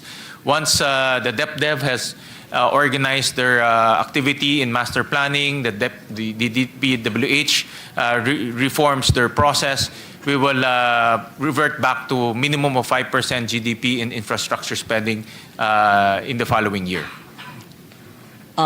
Thank you for that, and we look forward to that happening. And I'd like to know, Mr. President, I'm sure because of these revelations in the past months, there have been reforms already. There are already safeguards in place, such as strengthened project preparation, independent technical evaluations, improved contractor monitoring, and a more strategic approach to flood control prioritization. Although, as you say, in 2026, there is not a single flood control project. Although, to be fair, flood control is part of climate adaptation. Just But to for qualify, no, foreign-assisted meron tayong projects. foreign assisted. Yes. These are ongoing projects. So just to qualify that. Yes, no? for foreign-assisted Yeah, for foreign-assisted. ongoing projects. Yeah. Understood. So may this representation and the body be enlightened on reforms and safeguards that are being implemented to ensure that infrastructure spending is not only higher in quantity, itong porsyento, itong malaking bilyon, but more so aligned with the high standards of quality, durability, and value for money, and as you yourself mentioned, like the foreign-assisted projects. And my second question to follow that up is, who implements the foreign-assisted projects? Sinasubcon rin yan sa mga Pilipino eh. But why are they supposedly more durable, never ghost, and hopefully not substandard? So those are my two questions. Thank you, Mr. President. Yeah, well, Mr. President, this is based on my personal experience. When I was a mayor, I remember JICA implemented several projects along Kamanava. And I noticed that a lot of their master planning, detailed engineering, even monitoring are all come from the funder, no? In this case, the Japanese. And they're very strict in terms of quality and standards. Of course, the actual construction will come from the Philippines, construction companies coming from the Philippines. The engineers that they partner with are also Filipinos. But in the selection of those construction companies and engineers are very strict. They really have a high standard of selecting local partners. So in other words, Mr. President, talagang very, very strict po pag foreign-assisted projects ang ini-implement dito sa bansa ho natin. Dahil yung standard nila, ang sinusunod ay Japanese standards. Yes. No? So that's why if we see the flood control projects funded by JICA along Pasig River, talagang makikita natin parang Japanese quality po yung ini-implement nila. No? So, but of course, these are loans. These are ODA loans coming from different countries, and ODA loans are also very limited, Mr. President. Hindi natin, we also manage the ODA loans that we contract with different countries because they're still loans. Utang pa rin yan eh. So we need to manage that, Mr. President. Mr. President, if I may, with the permission of Senator Legarda. And Mr. President, before we recognize Senator Zubiri, let me congratulate our good majority leader for being one of the recognized individuals in strengthening the Japanese and Philippine relationship. He was recently conferred with a recognition that is really a very unique and a big honor to our country. I join you, Mr. President, Mr. Chair, in recognizing and appreciating the contributions of our esteemed former Senate President and Majority Leader, and he was granted and bequeathed the highest honor of the Japan government by the Emperor himself, the Order of the Rising Sun. Grand Cordon Order of the Rising Sun, who was previously awarded to only 3 other senators. Senator Edgardo Angara, Senator Frank Drilon, and Senator Manny Villar. So I'm in great company. But thank you. With the permission of the gentlemen and ladies, I just also want to add that Cagayan de Oro, we suffered, and I'm sure Secmina is my neighbor in Marawi, and their families from northern Mindanao as well. We were hit by Typhoon Sendong in 2011. I remember because I had just resigned from the Senate at the time, and shortly after those Typhoon Sendong, where we lost 1,000 lives. 1,000 people died there. As a matter of fact, it was so bad that it shook the foundation of all the decent people of northern Mindanao to act. Unfortunately, that rainfall came from Bukidnon because we are the highest area in the Mindanao, and we actually contribute to the water, the floodplains of South Cotabato, Maguindanao, Cotabato City, as well as Iligan and Cagayan de Oro. What we finally did was to come up with a river basin plan done by JICA. JICA, the Japan, of course, aid agency, came out with the plan. It was executed. At the time, it was executed by Mayor Oca Moreno, who's a good friend of ours, very decent mayor of Cagayan de Oro. And now it is a model because what they did was it's a mega dike, but with highways on top, parks, well made. It was JICA funded also. And JICA was really on top of everything. And so now, if you look at the area, there's a no-build zone. All the areas within the dike area are no-build. You do not see a single house there. And it's being implemented by the LGUs, subsequent LGUs that followed. And because of that, we've not had, knock on wood, we've not had an episode in Cagayan de Oro. So if it's done properly, one time, big time, done properly, coordinated properly, monitored properly, it can be done. And it's actually featured in many vloggers, and they do a lot of drone shots, and they really see the Cagayan de Oro flood control basin.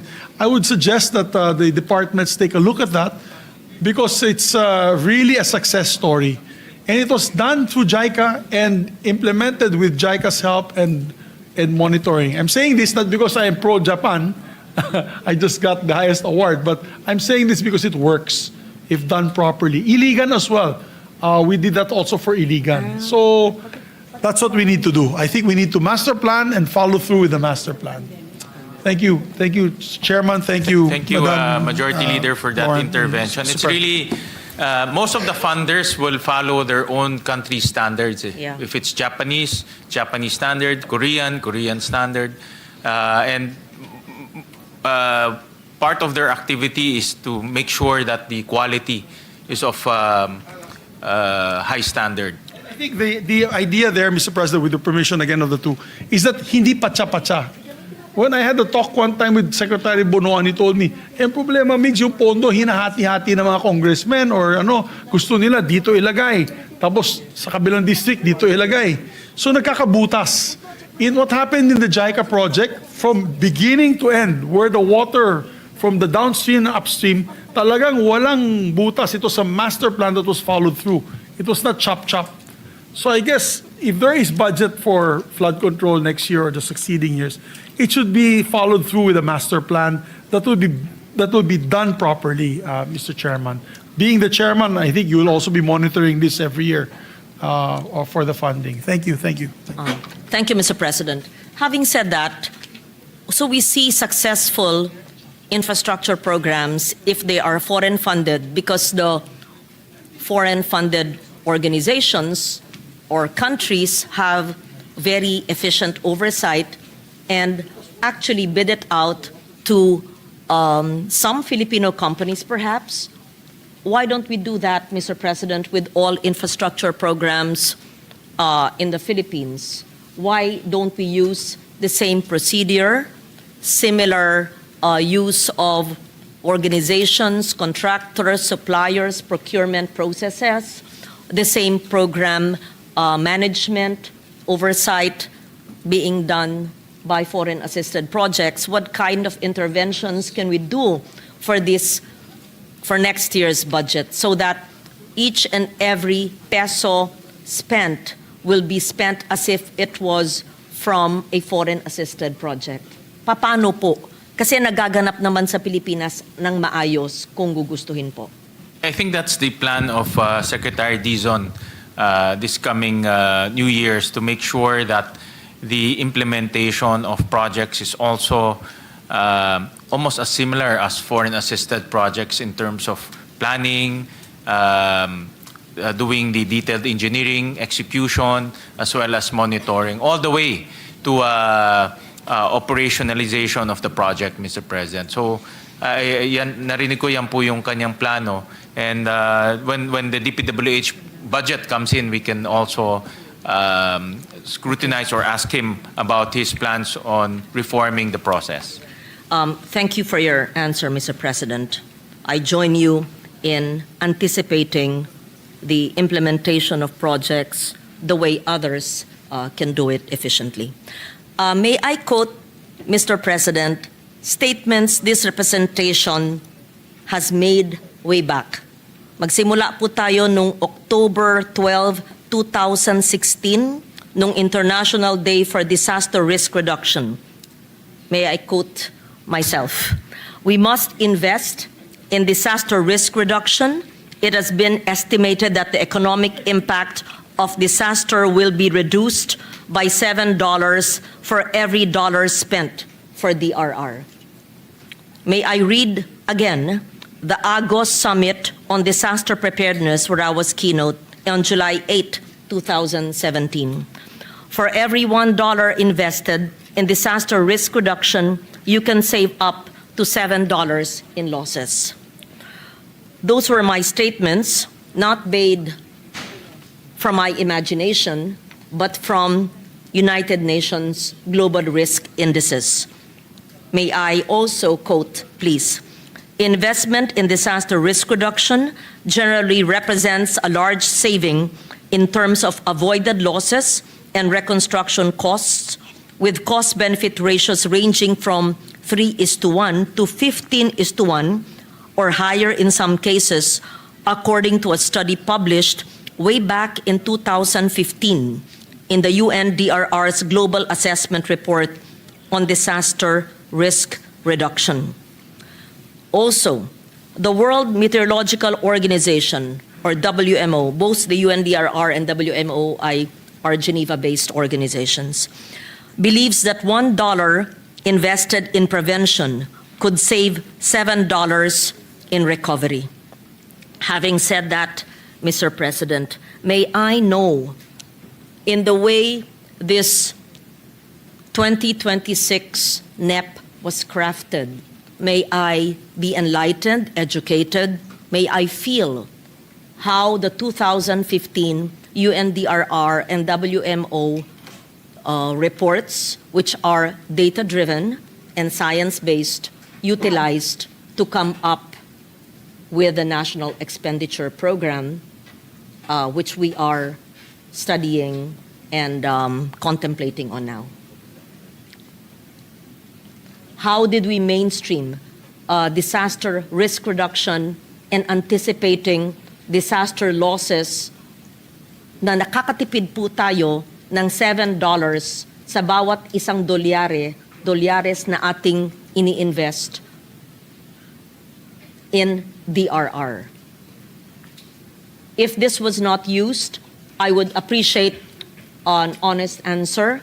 If it was used, I want to understand how it was used by the economic team.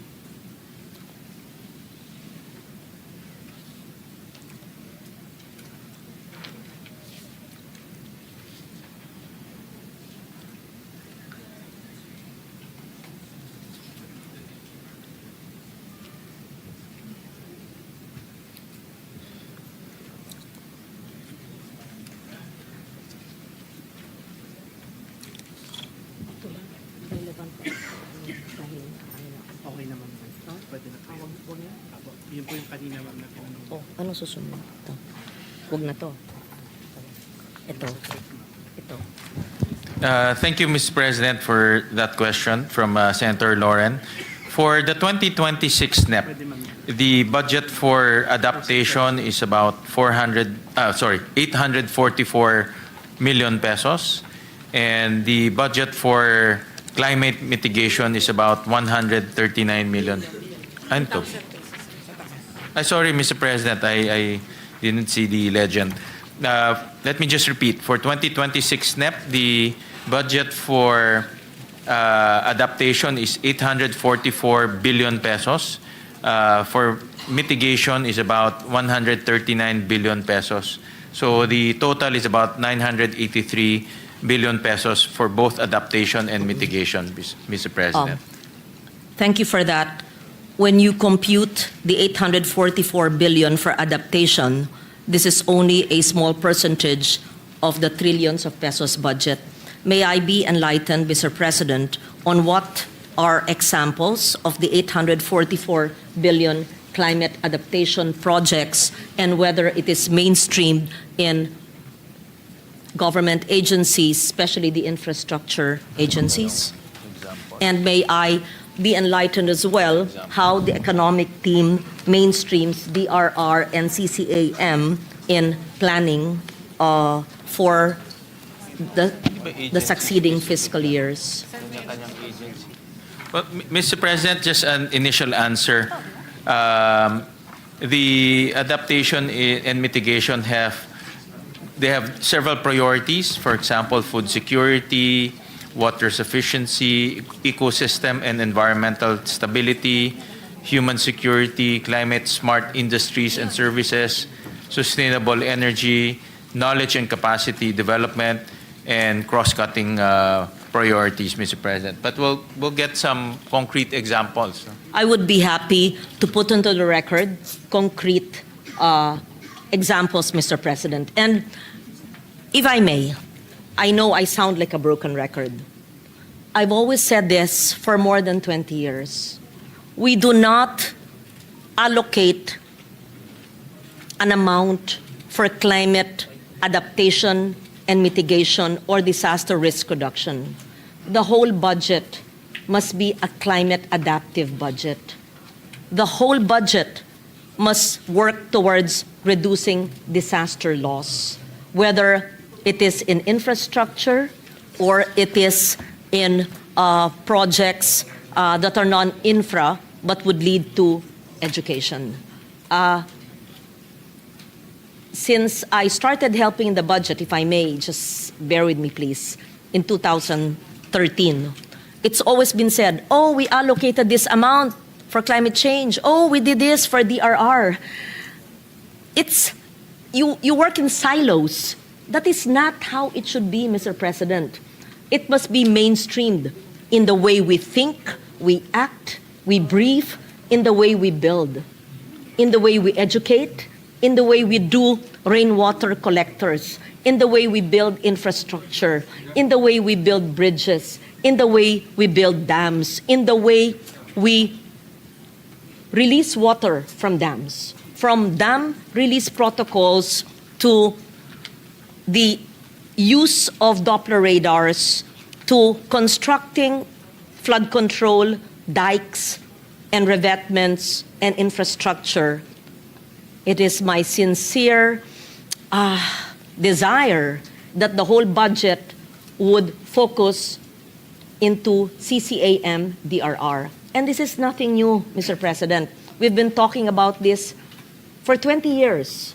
And I am just somehow sometimes frustrated that in every administration, we always have to put ceilings on adaptation, mitigation, and DRR when it should already be mainstreamed in every government department. Again, not your fault. Again, not the fault of this admin.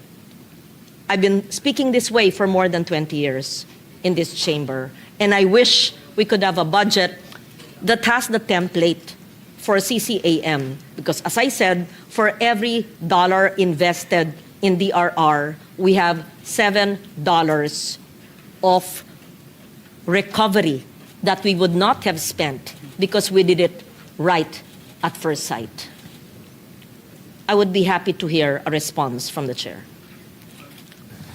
Thank you, Mr. President, for that question. I think I joined Senator Lauren during the budget hearing of the Climate Change Commission, and we can task the Climate Change Commission to spearhead a program or a mechanism wherein climate change adaptation and mitigation should be mainstream and embedded in the activities of the different agencies.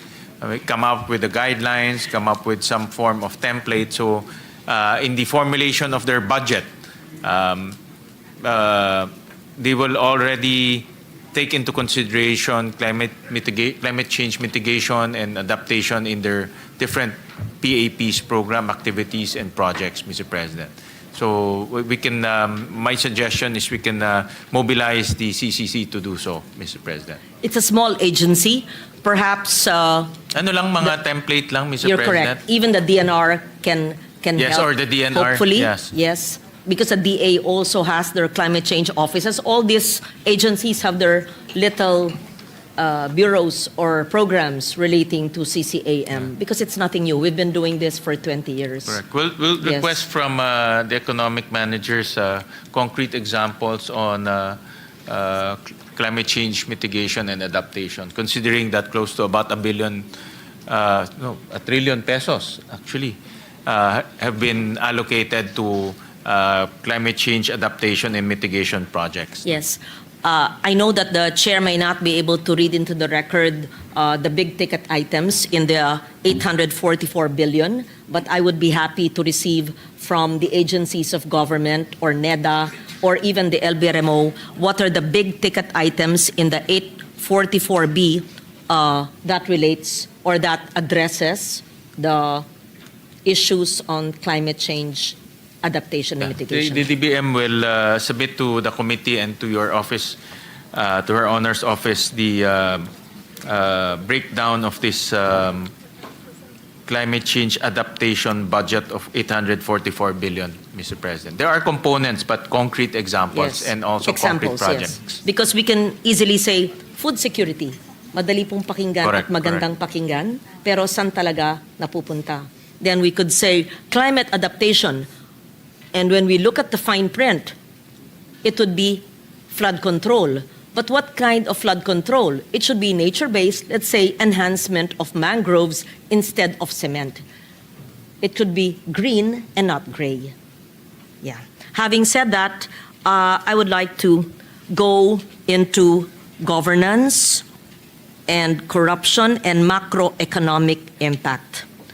So, again, during the DBCC, Mr. President, the medium-term projections, it was said, depend on executing the 1.324 trillion in capital outlays. Again, I would be happy to be corrected if the figures are not accurate. So based on the DBCC, the medium-term projections depend on executing the 1.3 trillion in capital outlays annually and rely on achieving a 5 trillion in revenue collections. Yet governance failures directly constrain project execution and deter investor participation. We all know that and sadly admit it. May this representation be educated. What are the formal mechanisms by which the DBCC, the economic team, will integrate corruption risk metrics and procurement transparency indices into the medium-term fiscal framework and the fiscal forecasts? Should the 2026 budget include perhaps a dedicated allocation, perhaps, I don't know, 5 billion for a substantially enhanced independent audit mechanism as a safeguard against ongoing governance scandals and project failures?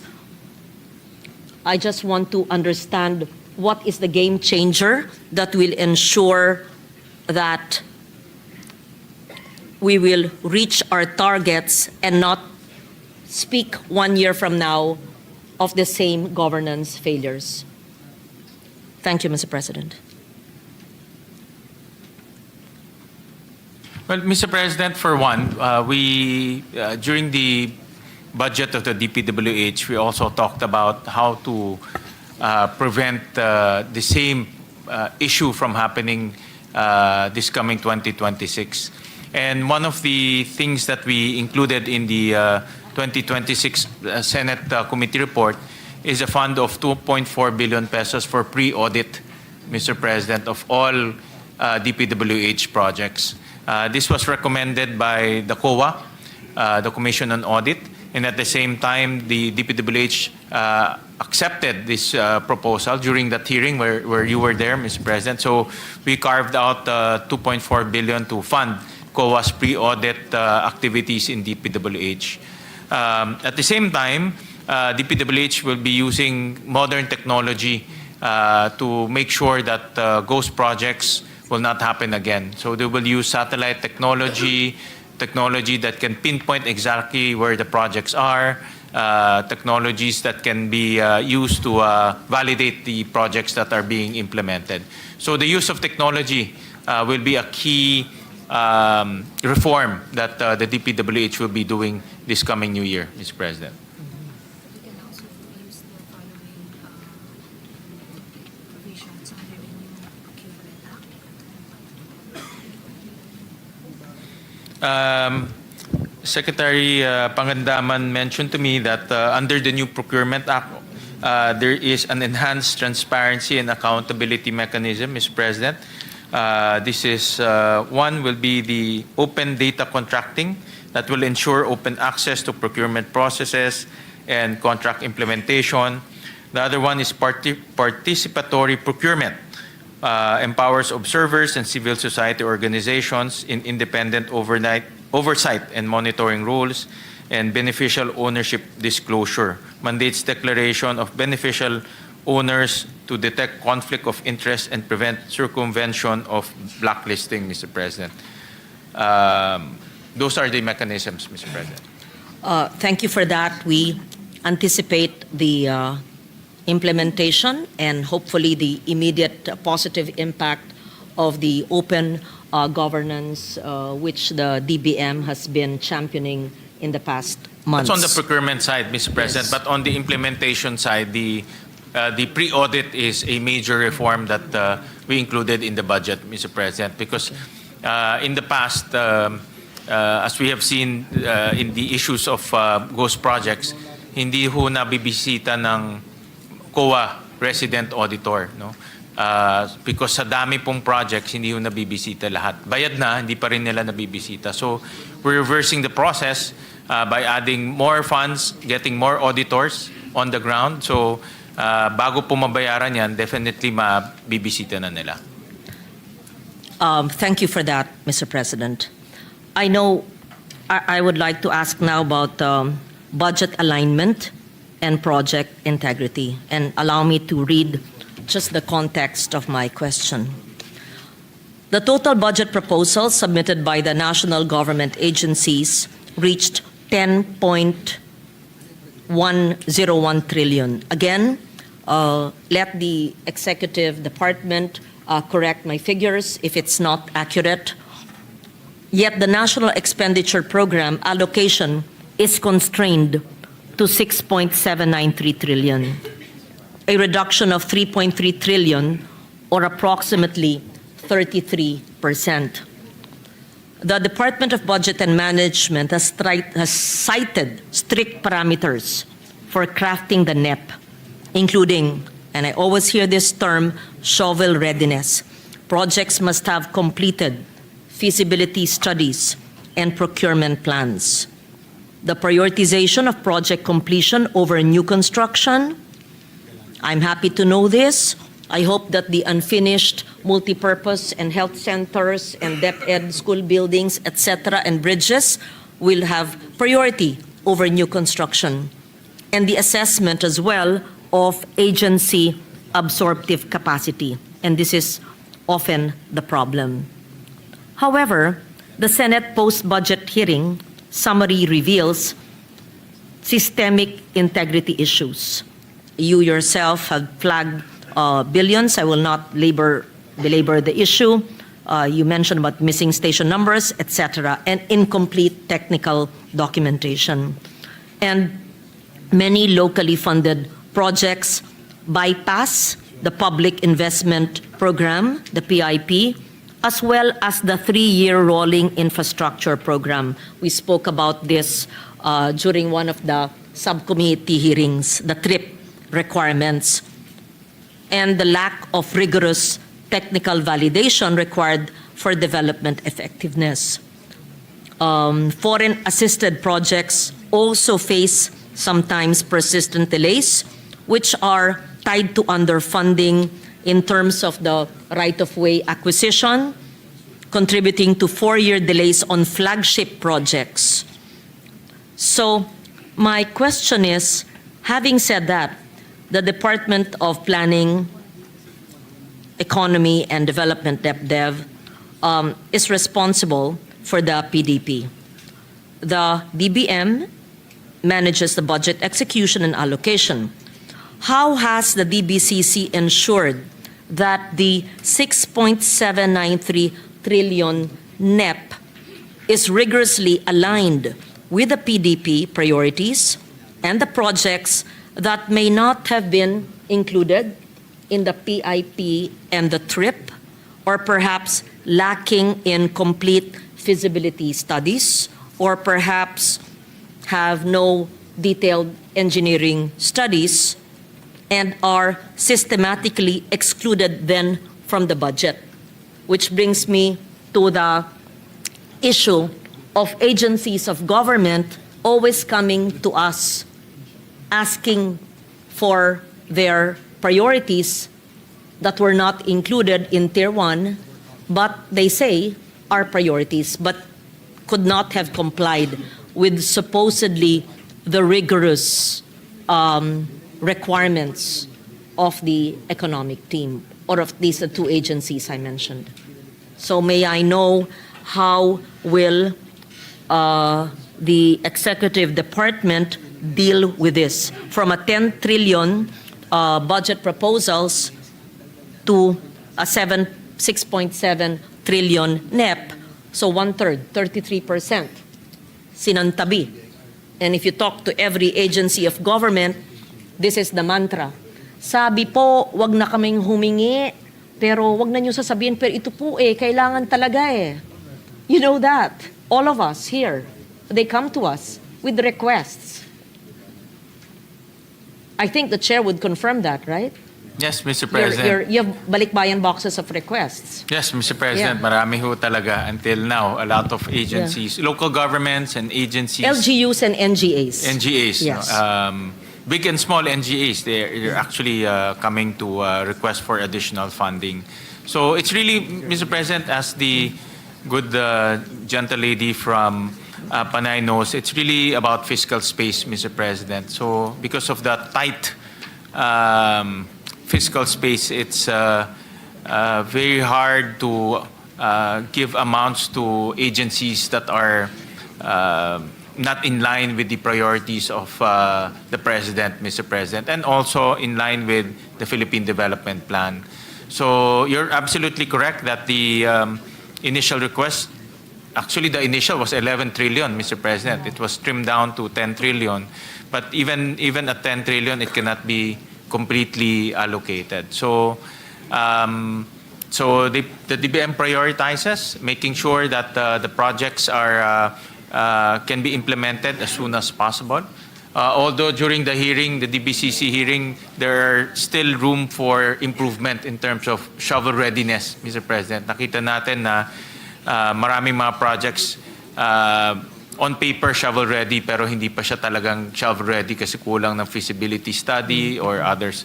So admittedly, the DBM will correct that issue this coming new budget season, Mr. President, to make sure that really projects that are really shovel ready will only be included in the proposals, Mr. President. Thank you, Mr. President. So considering that 33% were not included, are we then assured that all of those included in the NEP have complete engineering designs, updated cost estimates, procurement plans were done, and the TRIP, the PIP, and the TRIP were complied with. Itong TRIP, minsan, I'll use a naka-bad trip because we were in a committee hearing. And a small agency, wag niyong sisihin. Ang sagot po ng DBM, again, kaibigan ko ng DBM, kasi walang trip. Naawa ko sa maliit na ahensya, o sige na, National Museum, kaya tinanong ko ngayon, sa bawat hearing, may trip ba kayo? Kasi requirement daw yung trip. And these are multi-year projects. And the answer was, the allocation for 2026 was put to 0 because there is no trip.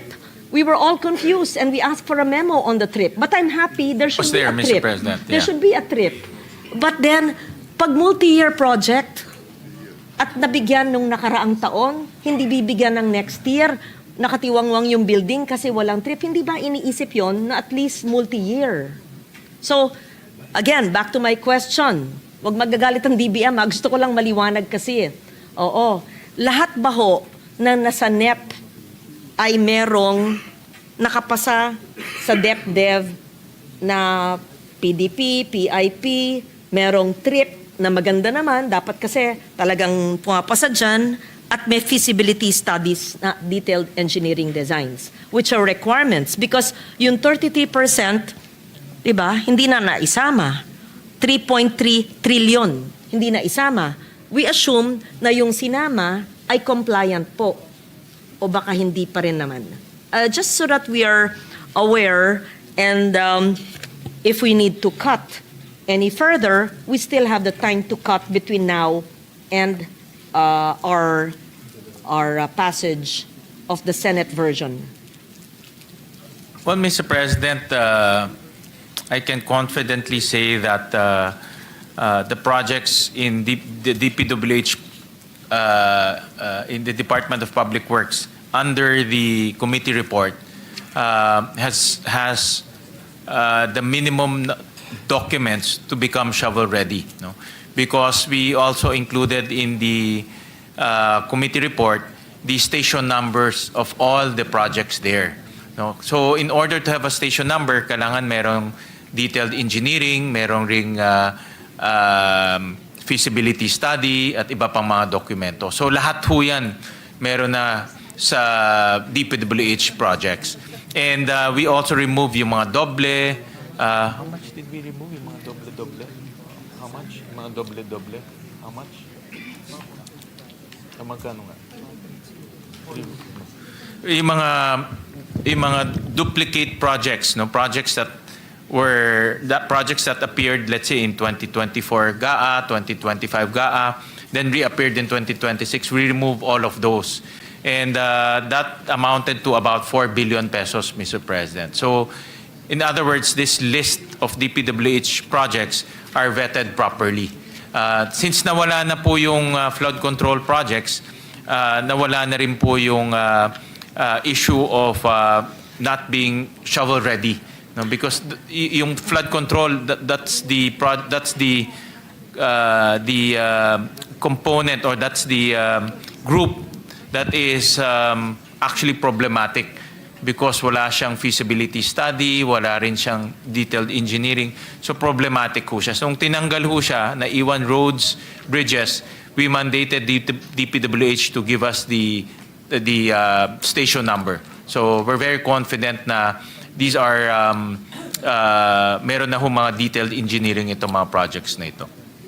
Thank you for that. May I just say this, that the exclusion, yung pagtanggal po ng flood control at yung pag-retain po ng ibang infrastruktura, I think it does not assure us that the others that are remaining actually complied with all the stringent measures. But I hope that they did. May I therefore be assured if the TRIP has effectively become a gatekeeping mechanism for inclusion in the National Expenditure Program.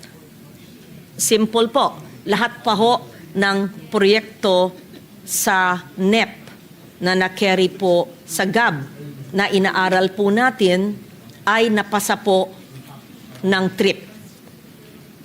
Yeah. Well, I was given the answer given to me by Secretary Pangandaman. It's a mandatory requirement. So all agencies should fulfill the TRIP, the 3-year rolling infrastructure program. However, Mr. President, admittedly, not all the agencies are complying. In fact, some agencies doesn't even know about the TRIP, Mr. That's why. President. So what do we do? May we know, Mr. President? That brings me to the core issue here. Of those included in the NEP, how many have not complied with the TRIP or the 3-year program for multi-year programs that were actually studied by DepDev?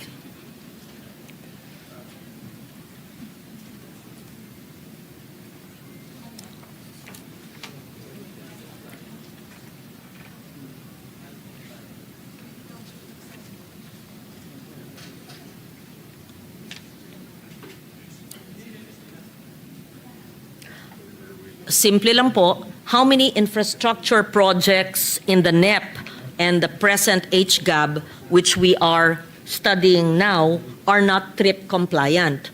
And what would the executive and the economic team suggest we do with this?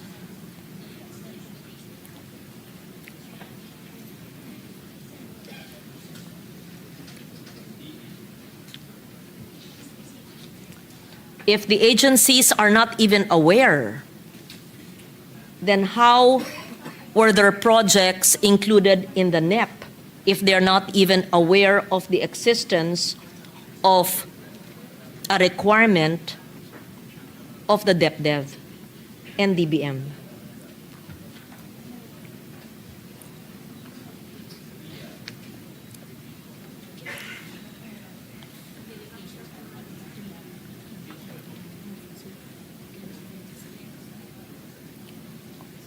President, I was made to. Right now, I was just conferring with with DBM and DepDev. I was made to understand that the TRIP is a mandatory requirement. However, not all the agencies are complying, and it seems to me personally that not all projects are also covered, Mr. President. A case in point here will be the DPWH projects, which actually, kailangan nga ng trip. Yun nga ang kailangan. Yung mga malalaki nga ho ang kailangan ng Malalaki, trip because yes. the trip is supposed to be a master plan for the next 3 years, Mr. President. So we'll urge the DBM and also the DepDev to review this practice, the trip practice. On paper, it seems to be a good mechanism, but if it's not going to be implemented strictly across different agencies, parang hindi natin makikita yung kanyang benefit, Mr. President. May I be informed which agencies are not covered by the TRIP and which agencies are covered but are not compliant? And if they're not compliant, perhaps we can ask from the economic team to identify projects that need to be covered but did not comply so we can actually axe it. Tanggalin. Hindi nag-comply eh. Di ba ganun ba ho?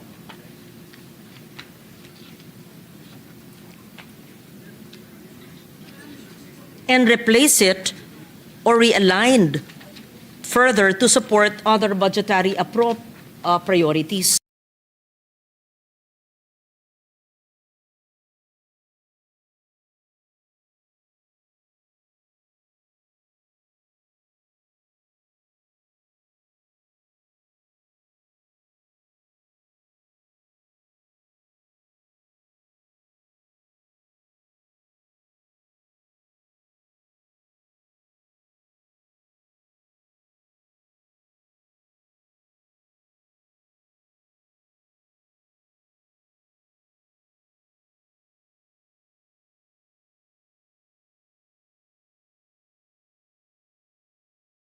The projects.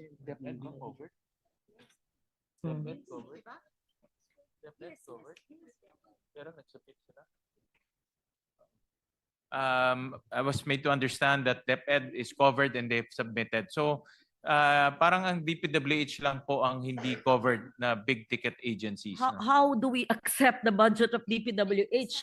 I have here the memo on the trip as an input to the budget preparation process.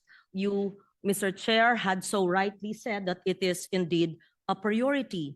There was a memo on the national budget call for 2026 that underscores the requirement for infrastructure PAPs to be included in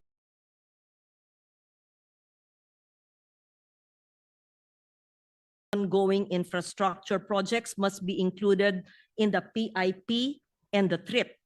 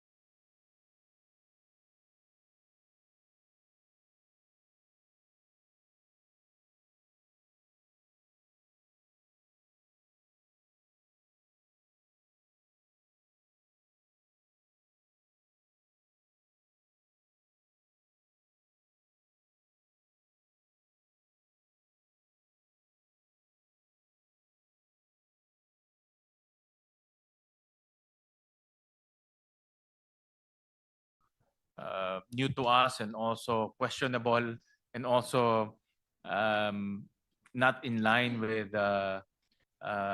how we craft the budget, Mr. President. So again, Mr. President, it's a mandatory document. However, DPWH is not covered, or sorry, DPWH is covered but not complying, Mr. President.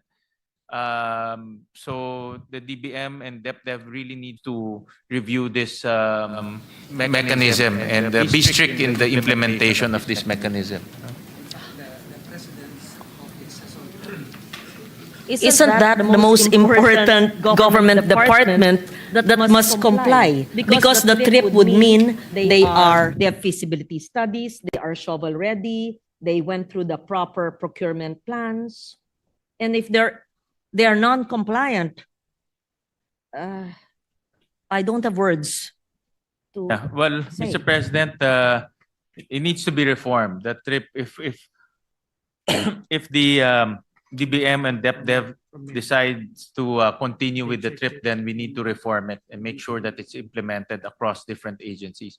It's also, Secretary Balisacan also mentioned to me that there's also a question of interoperability between departments because, for example, in DPWH, ang dami pong projects.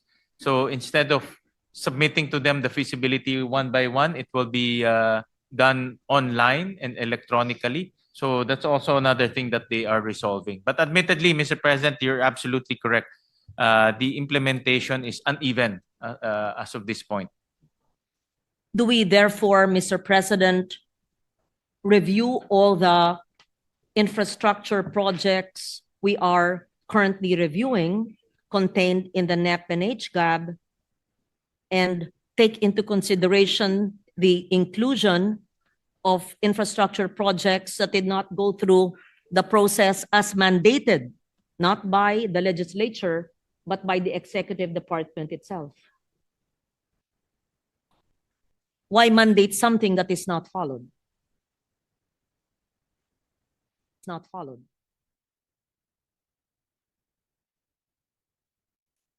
Mr. President, it needs a review, this trip. That intention is the intention is good because it gives you it's forward looking. It's the development of a master plan and feasibility study is mandatory. However, the implementation is uneven, Mr. President. So admittedly, the DepDev and DBM needs to review this, needs to review the implementation of the trip, Mr. President. But Mr. President, we will request from the agencies to submit to us the implementation and compliance of the trip. So we requested from the both departments to submit to us the compliance per project, per agency, per program of the trip, Mr. President. I am just shocked to learn that a whole department refuses to comply with Yeah. the trip requirement of DepDev Yeah. and DBM. But in fairness to the other departments, I asked Yeah. about the Department of Health, the Department of Agriculture, and they're compliant in terms of the 3-year rolling infrastructure program, Mr. President.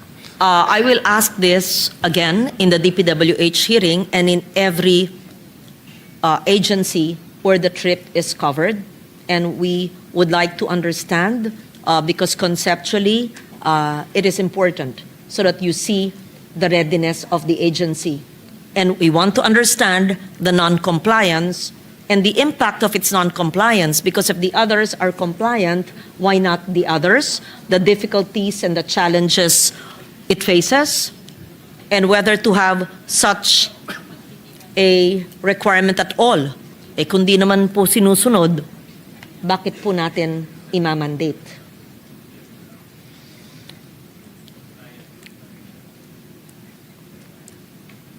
Thank you, Mr. President. I requested the agencies to submit to us the compliance report on the trip, Mr. President. Thank you. I proceed now, Mr. President, to a perennial problem. Again, as I used to sit there 10 years ago, the same problems persist. Low absorptive capacity and persistent project delays. 4-year delays suggest that government cannot effectively execute even current budget levels. Yet allocations remain high. May we know how the executive department plans to break this pattern of weak execution? What specific quarterly metrics will track project delivery rates, cost performance, timely completion, and contractor performance?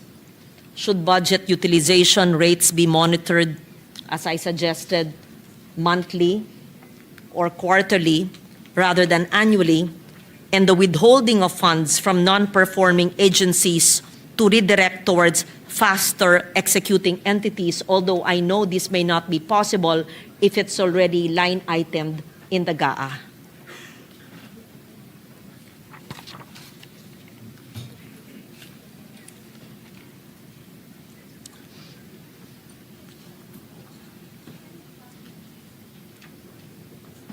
Mr. President, the DBM released the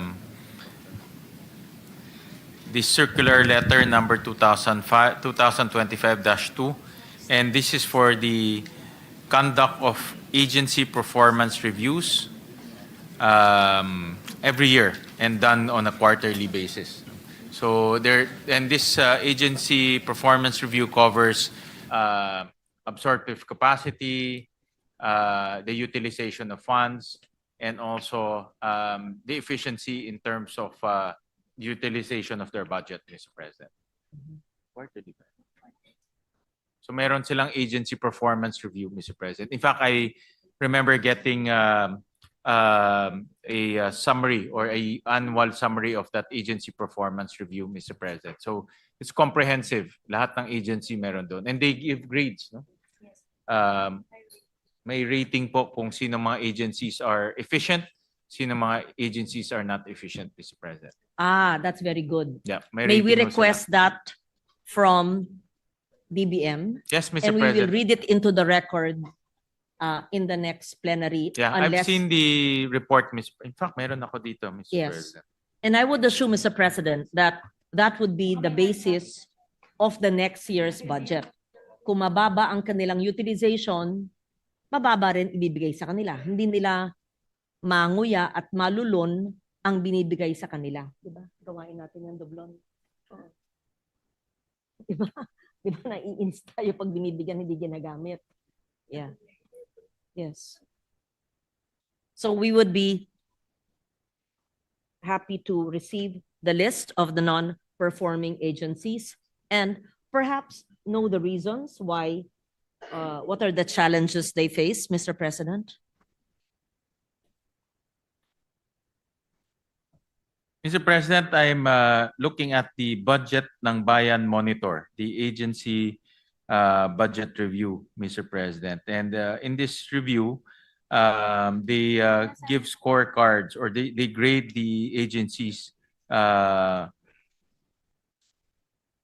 according to their utilization and efficiency of the use of funds, Mr. President. So for example, the top performing agencies, nakasulat ho dito, Public Attorney's Office, Philippine Information Agency, National Intelligence and Coordinating Agency. I'm just reading some random agencies, Mr. President. Foreign Service Institute, Cagayan State University, Civil Service Commission. So ito yung mga top performing agencies, Mr. President. Maliliit na ahensya at walang infrastructure. Except for public attorneys, Mr. President, malaki-laki ito. Gusto niyo marinig yung poor performing, Mr. President? The poorest performing, yes, Mr. President. The OTR, sigurado nandiyan yan. Meron hong top performing dito sa harap pero OTR palagi na-ECW mo.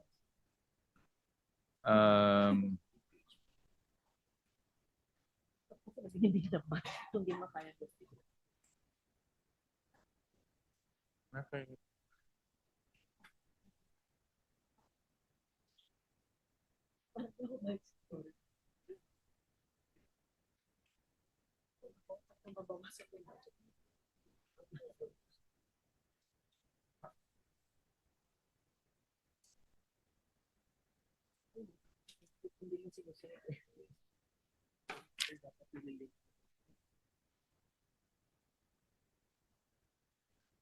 pala, Mr. President. Okay lang, Mr. President. Okay lang, Yusek. Ito yung mga poor performing, Mr. President. Romblon State University. Wag na yung SUCs, mga government Cotabato agencies. Foundation College of Science and Technology. Government agencies. Government.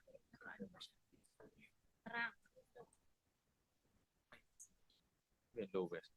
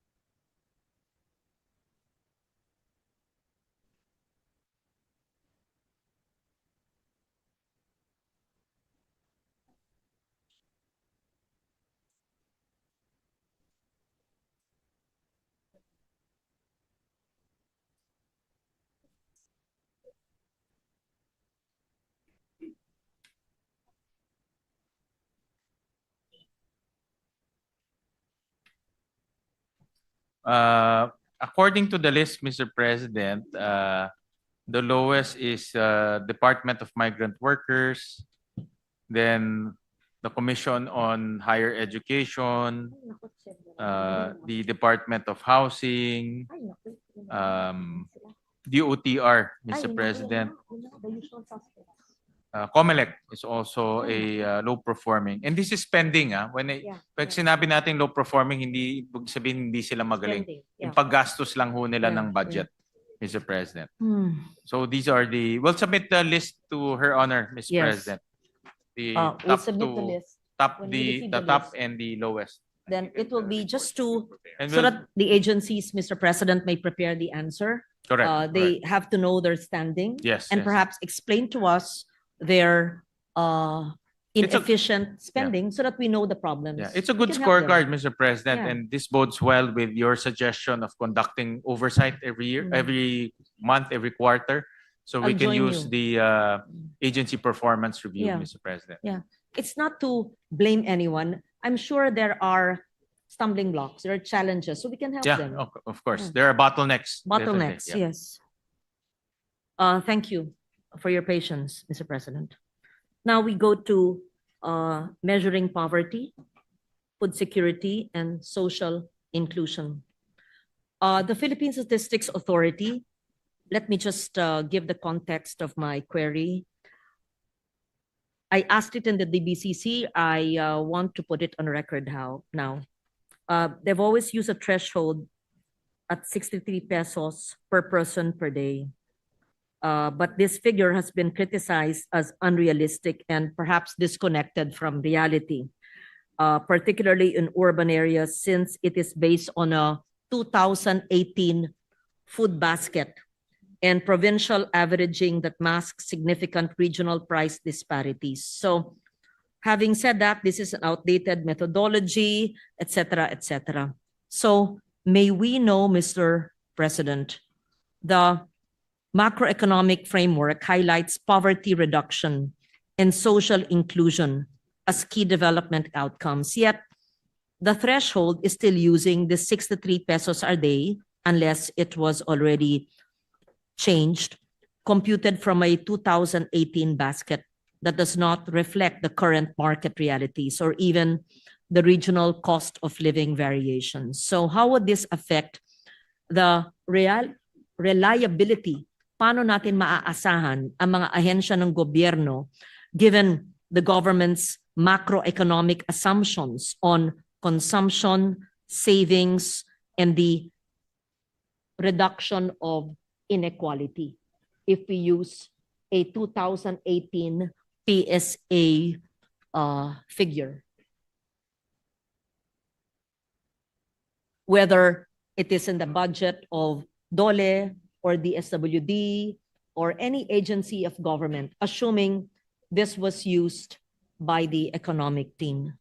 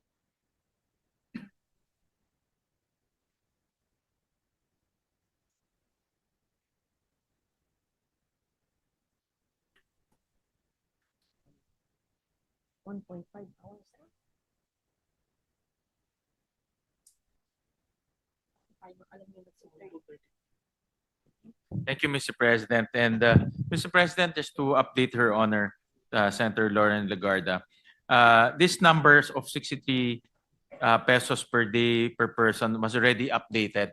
It increased by about 18 to 27%, Mr. President. No? So the current value right now is at 655 pesos per family of 5. So if you divide that by 5, that's 131 pesos per day per person, Mr. President. So na-update na ho siya, Mr. President. Very good. Yes. Because in the DBCC, it was still, this was my question then, 3 months ago, and in between August and November, it was revised. We want to be informed and educated because at the time, it was still 63 pesos a day. based on PSA figures. Does it mean, Mr. President, that the PSA had updated? Because I think there was an answer at the time that they said it was being updated, etc. So between the DBCC and now, the poverty thresholds were changed. Yes, Mr. President. It's no longer 63 a day. And Yeah. what is it now, Mr. President? It's 655 for a family of 5.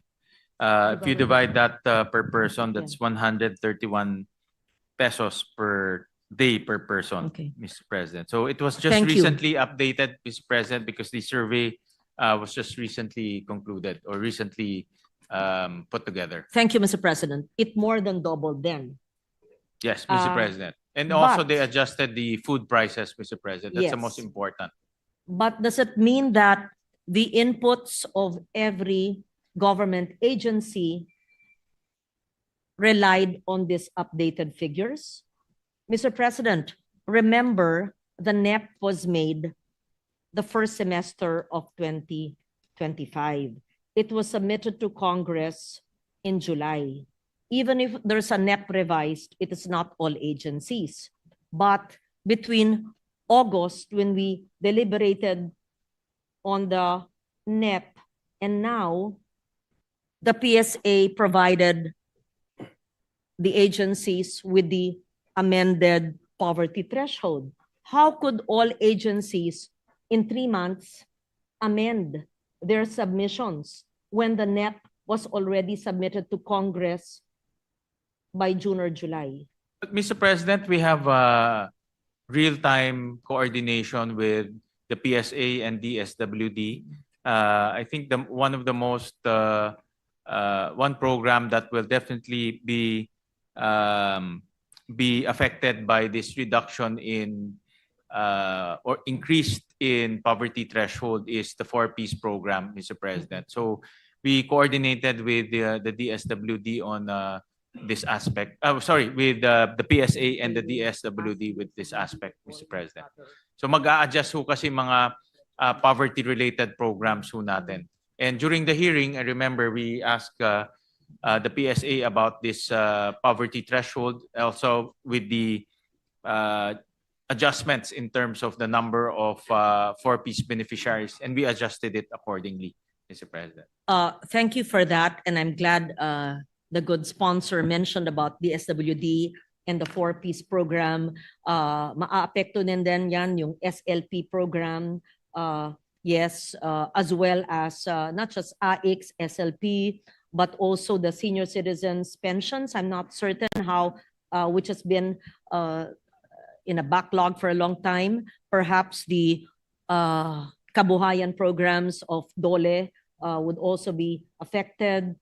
Perhaps the OST's CES program, Community Empowerment and Grassroots-Based program will be affected, and many other food security programs of DA as well, and the other programs. I hope that, because I will ask each agency about the adjustment in the poverty threshold, because when they prepare their NEP for the July submission, and you said that the PSA had changed the figures, and this is a dramatic increase from 63 to around 135. Is it per person? Because it was 600 plus divided by 5 for a family of 5. So and the agencies that prepared their budgets had the 63 in mind. I hope that it's not just the SWD, but I would be happy to be enlightened at the proper time how the agencies adjusted based on the poverty threshold levels of the Statistics Authority. Yes. Since the PSA is the government's repository of poverty statistics, all programs of the government related to poverty, whether it's in the DSWD or the Department of Agriculture or the Department of Agrarian Reform, they will all refer back to this new poverty data, Mr. President. And the good news is poverty is going down in our country, Mr. President. So meaning income is going up, even though the threshold has gone up, but income is also going up because of job opportunities and also a growing economy, Mr. President. I will not debate with you regarding that, even if I may have a different point of view, Mr. President. Yes.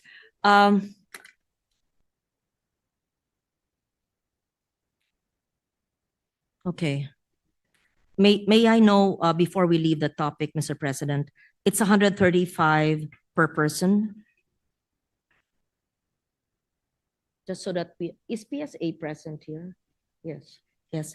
More or less 135 per person. Is this for the daily allocation for food and other expenses? Can they break it down? Magkano po ang pagkain divided by 3 meals a day? How much per meal? And is this for NCR or is it across the board in every province?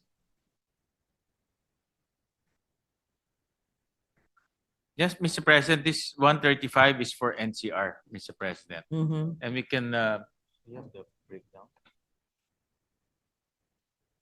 Let's try to leave 135 pesos.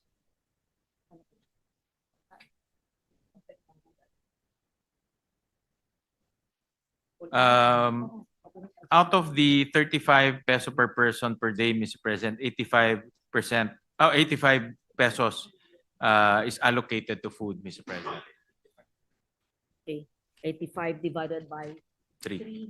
3, But this is 27 pesos per meal. Sige, I will not belabor the point because it's very painful, even if we increased it already.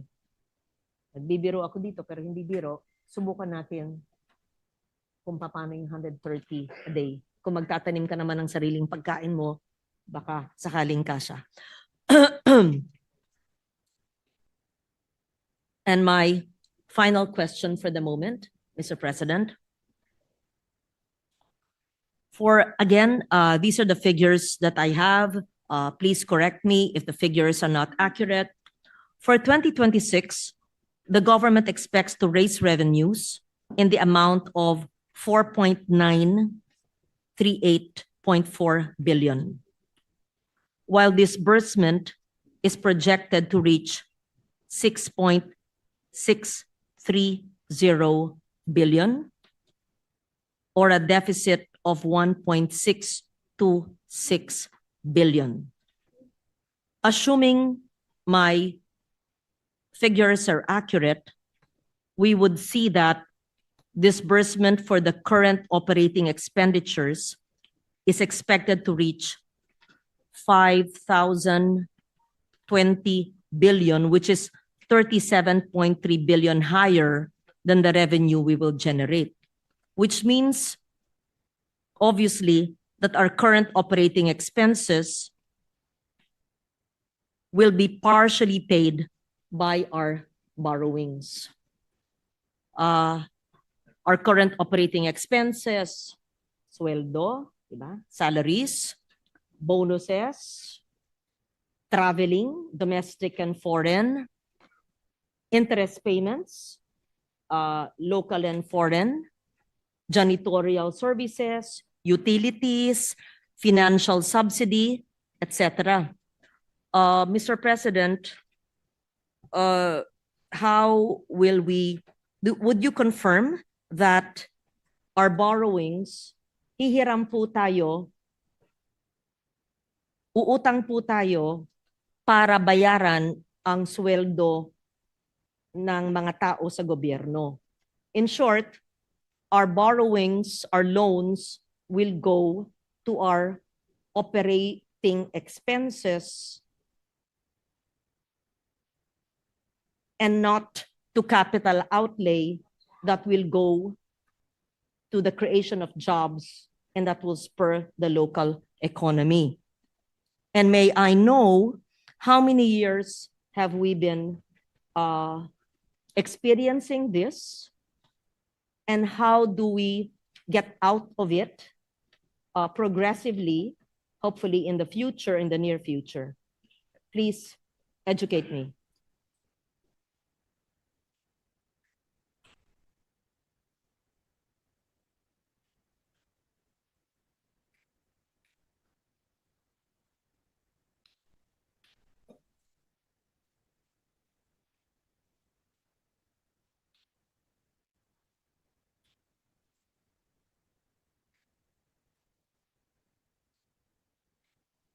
Saan yung listahan ko ng GOCCs na yun?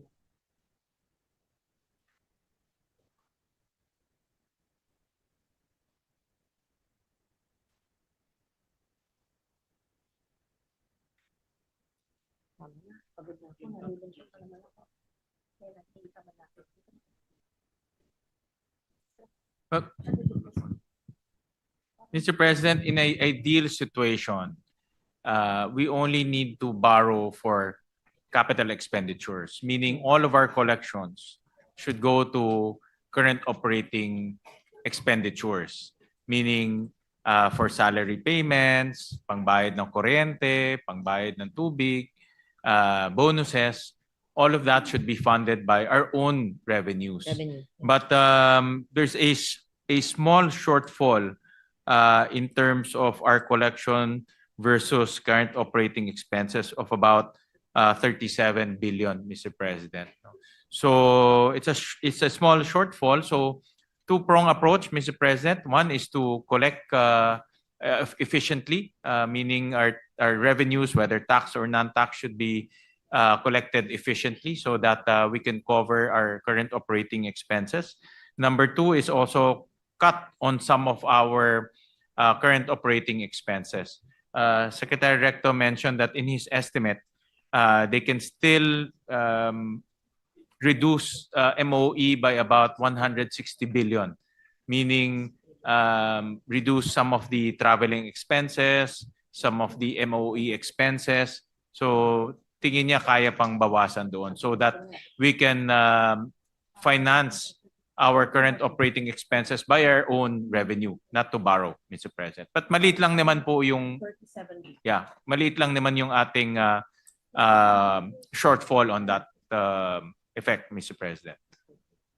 So I believe that with the efficient collection, government can cover that, Mr. President. But you're right, Mr. President. In a ideal situation, we should not borrow to cover our current operating expenses. Mr. President, is the 37.3 billion for 2026 that will be brought about by borrowings, is it also because of extracting or borrowing or getting the reserves of GOCCs? Were we able to contract that or limit the utilization of borrowed money because we also used what we have, the reserves of government agencies, GOCCs? Yes, Mr. President, because that was allowed in 2024, Mr. President. There's a special provision that allowed the DOF to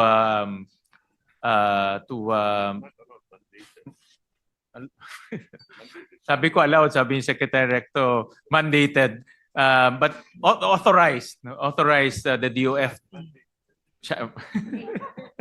I think malaking debate ito, Mr. President. But because of that fourth special provision, Secretary Recto is saying that the DOF was mandated to take or collect excess reserve funds from different government agencies, Mr. President, to address that shortfall para hindi na ho tayo umutang to cover our current operating expenses. It's a cash management mechanism, Mr. President. Dahil po tayo ay may reserves o savings Na hindi naman sa nagagamit. GOCCs Yeah. na hindi nagagamit at ayon po sa special provision na sana'y basahin nyo para hindi na po nakasaad sa 2026 or if you No more, Mr. President. That special provision is no longer no in longer the there. 2026 Sa budget. 2025 wala rin po. Wala rin, Mr. President. Yes. Can you read into the record the 2024 special provision? And do you, if you say that government was mandated to follow it because there was such special provision, but it will no longer be there in GAA 2026 and it is not in GAA 2025? It's in special provision. Anong number to? Special provision D. Fund balance of the government-owned and controlled corporations from any remainder resulting from the review and reduction of the reserve funds to reasonable levels, take into account the disbursements from prior years, Mr. President. Ito pala, mayroon palang susunod. The Department of Finance shall issue the guidelines to implement this provision within 15 days from effectivity of this act. Yan. Yan pala yung sinasabi ni Secretary Recto, Mr. President. That was only for 1 year, Mr. Only for 1 year, President. Mr. President. Yes. Which GOCC was that? Was this the PhilHealth? PDIC and PhilHealth, Mr. Yes. President. What was the total then?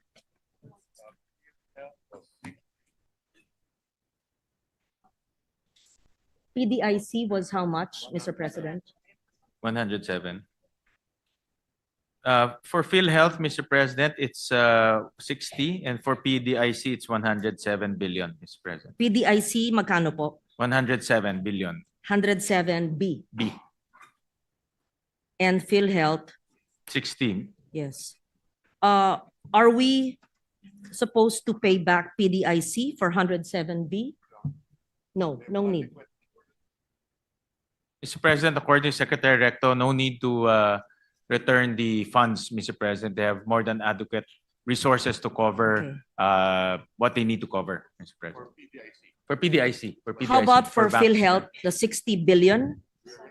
Yes. There's been a clamor and the president has repeatedly committed to return the 60 billion to PhilHealth. Yes, reserves. Mr. President, in the Senate committee report, we're returning the 60 billion. It was also included in the GAP, Mr. President. Just to be clear, Mr. President, the NEP with the 60B, I think Senator Pia will question during her time in DOH, ayokong pangunahan si Senator Pia, that the computation may not have been accurate based on the syntax law, but let her explain that.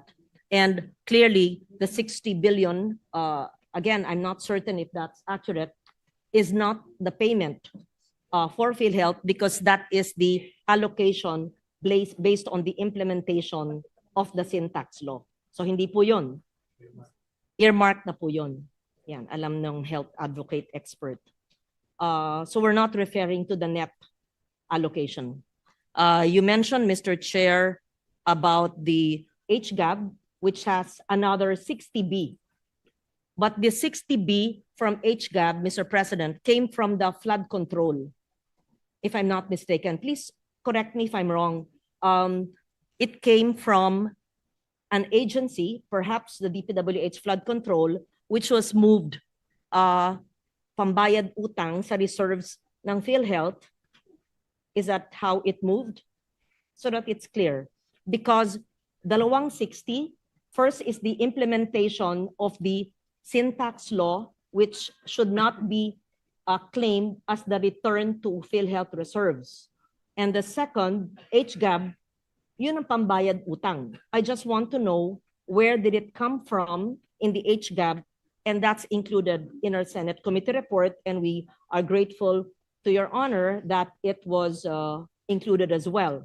I just want to be certain where did it come from.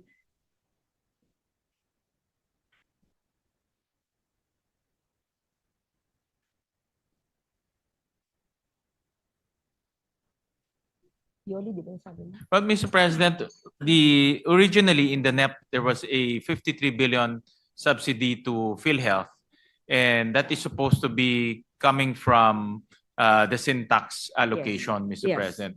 And the 60 billion, you're right, Mr. President, it was carved out of the flood control, is meant to return that 60 billion pesos that was remitted to National Treasury, Yes. Mr. President.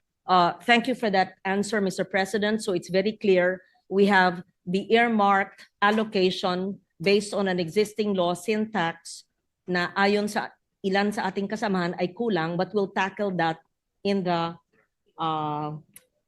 DOH budget. Now, yung bayad utang po sa tinanggal noong 2024 ay nasa HGAB, which is Senate retained. Yes. But my question is, we or the government, the executive, took it out from reserves of PhilHealth?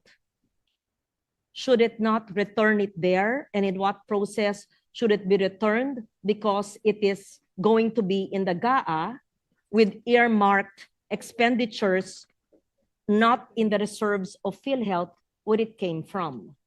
So may I be informed what is, in short, ano po ang tamang bayad utang na kinuha po sa PhilHealth noong 2024?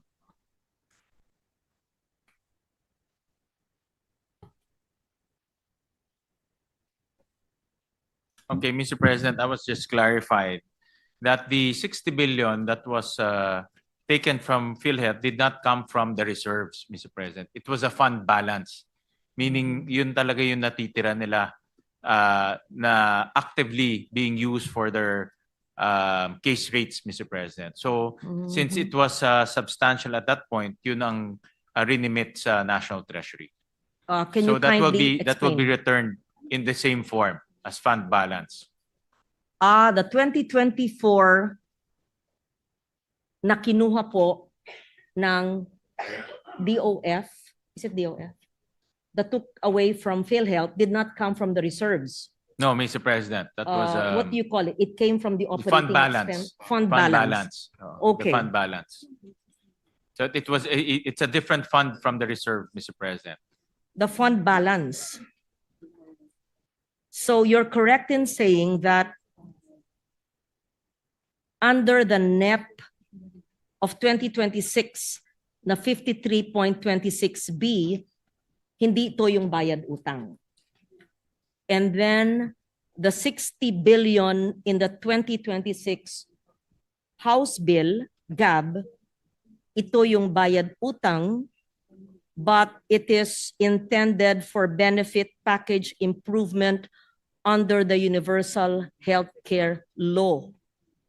Is it a lump sum? Is it already allocated, earmarked? And would this, saan po nanggaling ito? If it's not from DPWH flood control, but it came from the NEP. It came from somewhere, an agency. But Mr. President, before I answer that, Secretary Recto clarified that because of PhilHealth's improved operations and improved case rates and improve in the efficiency in dispersing their funds, as well as the implementation of the zero balance billing this coming 2026, we'll see a full implementation of the zero balance billing program. The government decided to give additional or augment the PhilHealth with 60 billion pesos, Mr. President. So sabi niya hindi ho to bayad utang. No, kasi walang utang raw, Mr. President. So there's no utang to speak of, Mr. President. So Pagtatanong tuloy si of course that is the Okay. so that's one, Mr. President. Number two, what you were mentioning, your next question, your other question, Mr. President, it came from the flood control, Mr. President, because the amount is about 255 billion. So 60 billion was carved out to be the subsidy of to be the subsidy to PhilHealth, Mr. President. Thank you for that, Mr. President. Just definition of terms so we understand. Fund balance of government-owned and controlled corporations from any remainder resulting from the review and reduction of the reserve funds to reasonable levels, taking into account the disbursements from prior years. Can you kindly explain the difference between fund balance and reserve funds? And what was the basis for the extraction or pagkuha po sa fund balance ng PhilHealth as opposed sa pagkuha sa reserve funds? Since you corrected me, hindi pala galing sa reserve funds ang kinuha ng executive kung hindi galing sa fund balance. Nang galing po sa inyo yon para lang maintindihan po namin.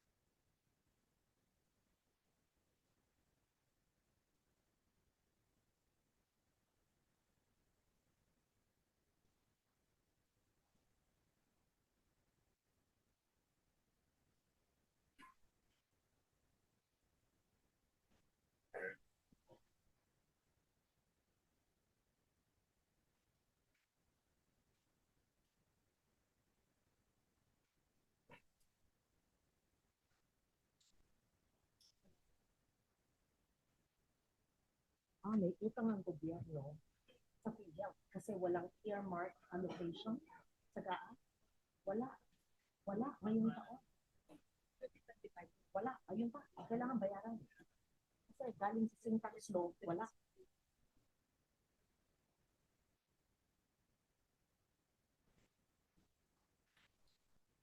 So, tatlong 60.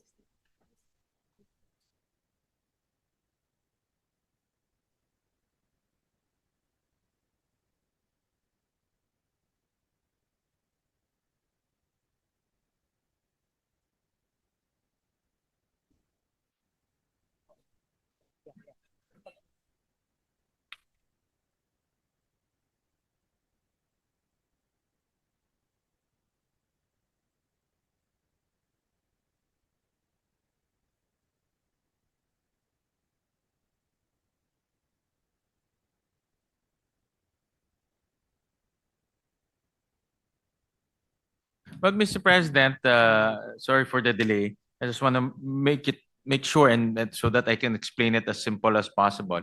So the fund balance is the money available after deducting the expenditures for their case rates, Mr. President. So meaning benefits for their members, meaning ito yung natitira after their revenues, after their subsidies, and after the expenses. So merong natitira doon close to about 480 billion at that time. And because of that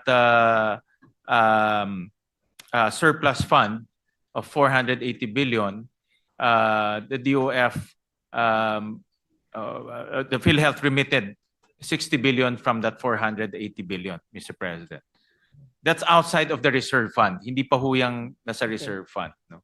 Yeah, thank you for that, Mr. President. Para po maliwanag, yung sa NEP 2026 na 53.26B, hindi po ito yung bayad utang, kung ano man tawagin natin, ito po ay alokasyon ayon sa syntax law. Yes, Mr. Yung President. linagay po sa GAB na 60B na nanggaling din po sa loob ng NEP, galing po sa flood control, as you said. Yes, Mr. Ito President. po yung galing sa fund balance, yung Yes, yun po yung, extra funds po sa PhilHealth na para po palitan yung kinuha ng 2024. Is that correct, Mr. President? well, Mr. President, it's a difference in nomenclature dahil wala naman po, technically wala pong utang. So wala pong binabayaran na utang. Pero binabalik lang yung 60 billion. Sinole. Siguro yun. that's a right term. I mean, it's- Sinole. Okay. No? So if you don't like to consider bayad utang, Hindi bayad kasi utang. wala naman kontratang Correct, umutang. correct. So, Tama. Sinoli lang po yung 60 billion because sinole. nag-improve na yung, una-una tumaas yung case rates. No? Okay. And then pangalawa, nag-improve na yung What efficiency. is the right word so that I use what is Return, correct? I think. Or Hiniram. Restore or return Restored. the 60 billion. Restored. Oo. So it was borrowed. No, hindi Sinuli po, hindi ho utang siya. It was O hindi utang, walang interest. Hindi correct. utang. Tsaka hindi ho Sige. siya dinimit ho because of the excess fund balance. So it was transferred and now it's being returned. Ayun. Yes, it was That's the politically correct term. it is Mr. the Chair. technically correct term, Mr. President. Okay, para lang maliwanag po, may pangatlo pa pong alokasyon na hindi ko pa nakikita. Ay yung earmarking po ng syntax law na nasa NEP ng 2025 ay wala po sa GAA 2025. I understand there is no subsidy for PhilHealth this year. Ito po yung issue na sinabi din ni Senator Ontiveros. I think she will ask that as well. So, naghahanap po kami ng tatlong 60B. Yung sa NEP 2026, ayon kay Senator Pia, siya na magtatanong kulang. Yung hiniram pero sinole, nasa GAB, nandiyan na po. Sana wag mawala hanggang BICAM. Pero yung NEP ng 2025 po, na alokasyon ng PhilHealth ayon sa batas, ay wala po sa GAA 2025. I believe it is our duty to give to PhilHealth because the earmarked allocation from syntax law did not appear in the GAA 2025. I'm just stating that I am not the chairman of the committee, but that is what the principal author of the Universal Healthcare Law and the Healthcare Advocate, Senator Risa and Senator Pia, have told me, which I joined them in that advocacy. I just like to put on record, we are grateful that the HGAB carried the 60B and it's been returned from the 2024 taken out item, if you don't like to use borrowed amount. But the earmarked syntax allocation in 2025 is missing. Again, I would be happy to be corrected if I am inaccurate.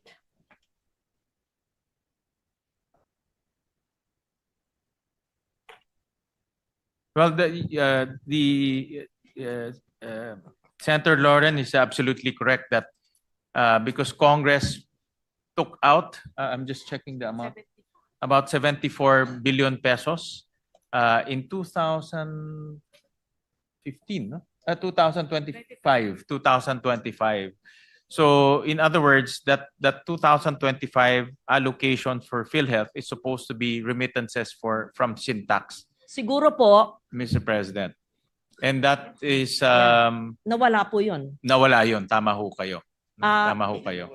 Don't we owe it to the people, Mr. Chair, that we cut more in infrastructure that are not compliant with TRIP or coordinates, as you would say it, etc., and put back what was missing in GAA 2025.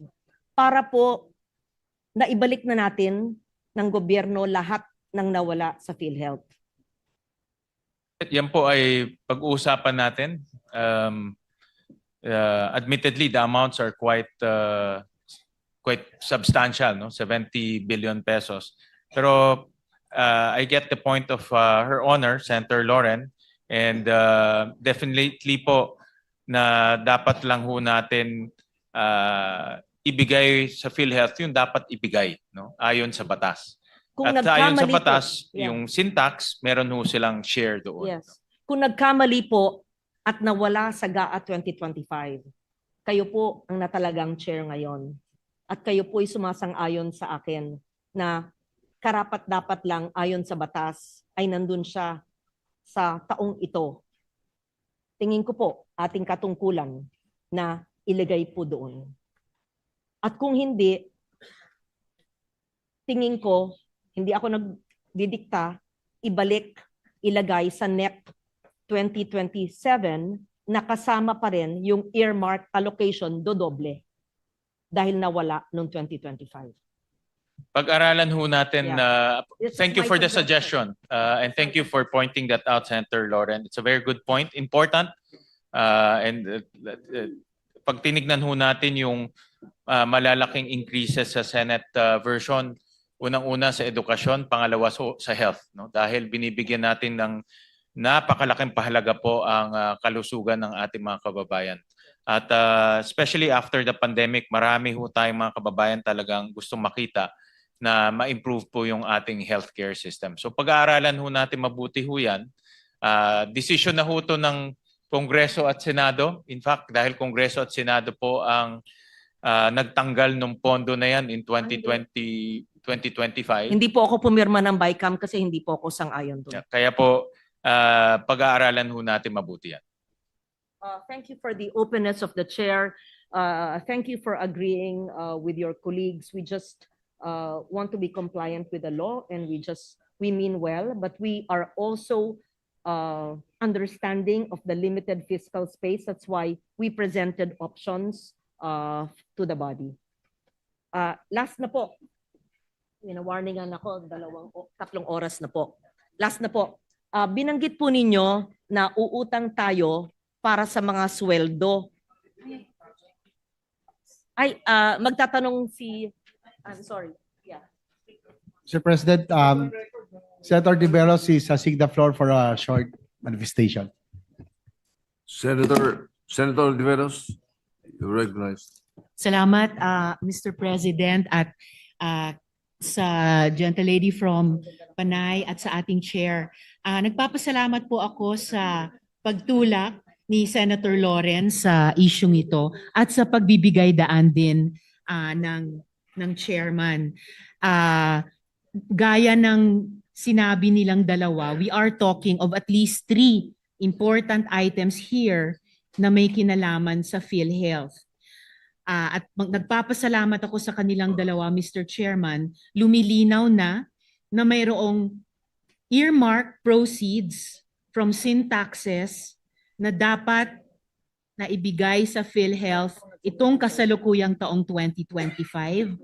Mayroon pong item na pinopropose para sa appropriation ng Kongreso mula sa executive para sa PhilHealth ngayong susunod na taong 2026 at may pangatlong item na itinanggal noong 2024 sa kasalukuyang 2025 budget. Kung bakit katulad ni Senator Loren, ako hindi po pumirma sa BICAM version nung nakaraang taon para sa kasalukuyang taon at kalaunan kami po ni dating Minority Leader Senator Coco Pimentel ay bumoto ng no sa kasalukuyang budget. Bukod pa dun sa napag-usapan namin earlier ni Mr. Chair tungkol sa unprogrammed appropriations. Pero yung usapin po ng termino ay napaka-importante. Hindi po ito nomenclature lang at hindi po sasapat ang pagiging technical lamang. We have to call a spade para matuto tayo sa ating mga pagkakamali o pagkukulang at hindi tayo uulit at ma-institutionalize din po natin ang best practices. At sabi din po kasi ng mga lola natin, cuentas claras.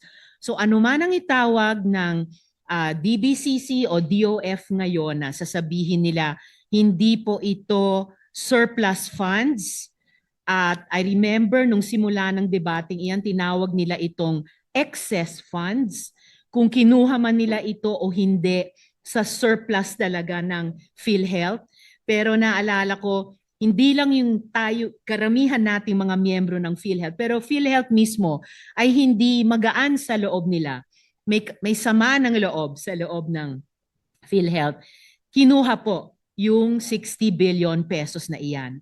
At ang anumang bagay na kinuha na sa tingin ng marami ay hindi dapat kinuha, ay dapat itala natin bilang utang. Kaya po may mga health reform advocates na nagkaso laban sa atin sa gobyerno, sa Supreme Court, at iniintay pa natin ang ruling doon. At palagay ko, at gusto kong maniwala, kaya iniutos pa nga ni Presidente na isauli ang 60 billion pesos mula sa national government pabalik sa PhilHealth. So, anong tawag ko sa isang bagay na iniintay nating iutos ng Korte Suprema at una nang iniutos ng Presidente na ibalik? Ang tawag ko po dyan, Mr. President, ay utang. And sana mauna na ang national government magsauli niyang utang bago pa iutos yan, harinawa ng Korte Suprema. So, I will be merely manifesting briefly about this issue this afternoon, pero itatanong ko ng mas detalyado pag-consider natin ang DOH budget, Mr. Chair. At itatanong ko rin sa panahong iyan, sa DBCC o sa DOF, saan po ginamit yung 60 billion pesos na kinuha noon sa PhilHealth at ngayon, sa tingin ko lamang po, at ayon na rin sa utos ni Presidente at sana sa magiging ruling ng Korte Suprema ay utang na dapat ibalik sa PhilHealth. So maraming salamat po Mr. Chair, Senator Loren at Mr. President. Thank you, Senator Risa. And likewise, Mr. President, before Senator Loren resumes, just for the record, the total syntax collections for 2024 is 295.65 billion. So if we're to follow the law, earmark is 80% of the 50% collection syntax and sweetened beverage for PhilHealth and universal healthcare. Just for the record, Mr. President. All right, you may continue, Senator Loren. Thank you, Mr. President. Having said that, may we request the DBCC to submit, please, the utilization of the 60B that was borrowed but returned. Yes, or maybe it was not used because it's being returned. If it was used, may we know the utilization? Actually, I have it now, Mr. President. Thank So, you, Mr. President. 27 billion went to public health emergency benefits and allowances for healthcare and non-healthcare workers during COVID-19 pandemic. 10 billion for medical assistance to indigent and financially incapacitated patients, also known as MAIP. 4.1 billion for procurement of various medical equipment for DOH hospitals, LGU hospitals, and primary care facilities. 3.3 billion for construction of 3 DOH health facilities, 1.6 billion for health facilities enhancement program, and 13 billion for mandatory government counterpart financing for foreign assisted infrastructure and social development programs that will accelerate the delivery of healthcare services to remote areas and enhance the health and well-being of Filipinos by ensuring food security. So, yun po yung pinuntahan po ng pondo. Thank you for that and being ready with that, Mr. Chair.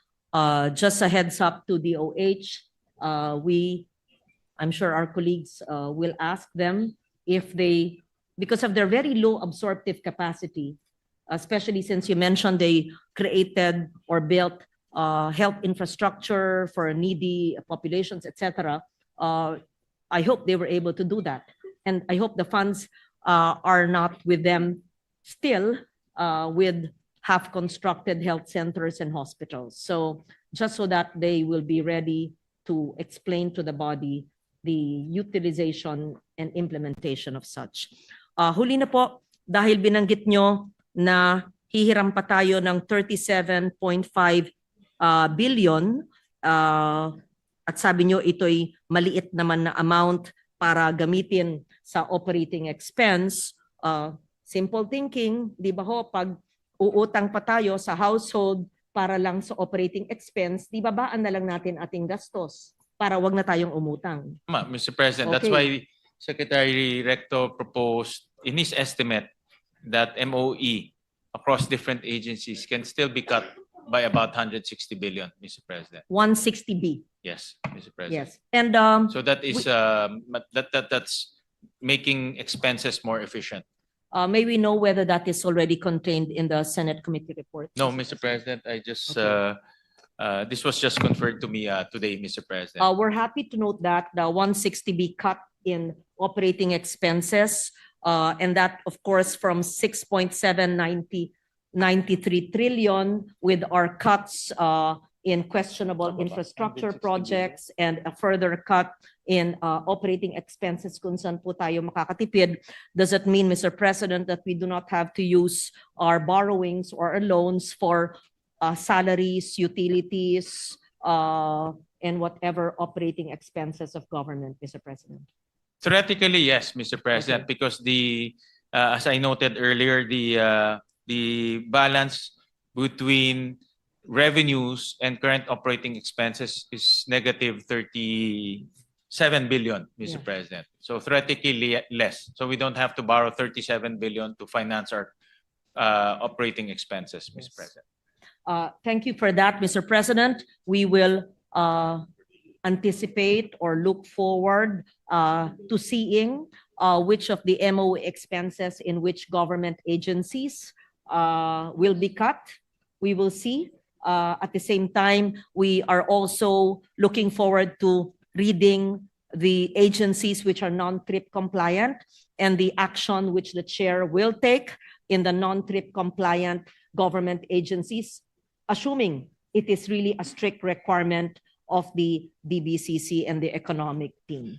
I will yield now to my other colleagues, Mr. President. I truly appreciate your patience, your honesty and candor, and the economic team as well, so that we better understand the budget and we see how we can further bring down the losses and the system's loss, etc., so to speak. Thank you, Mr. President. Thank you, Mr. President. Mr. President, may I request for a few minutes suspension? All right. Thank you, Senator Legarda. Yes, session is suspended for a few minutes.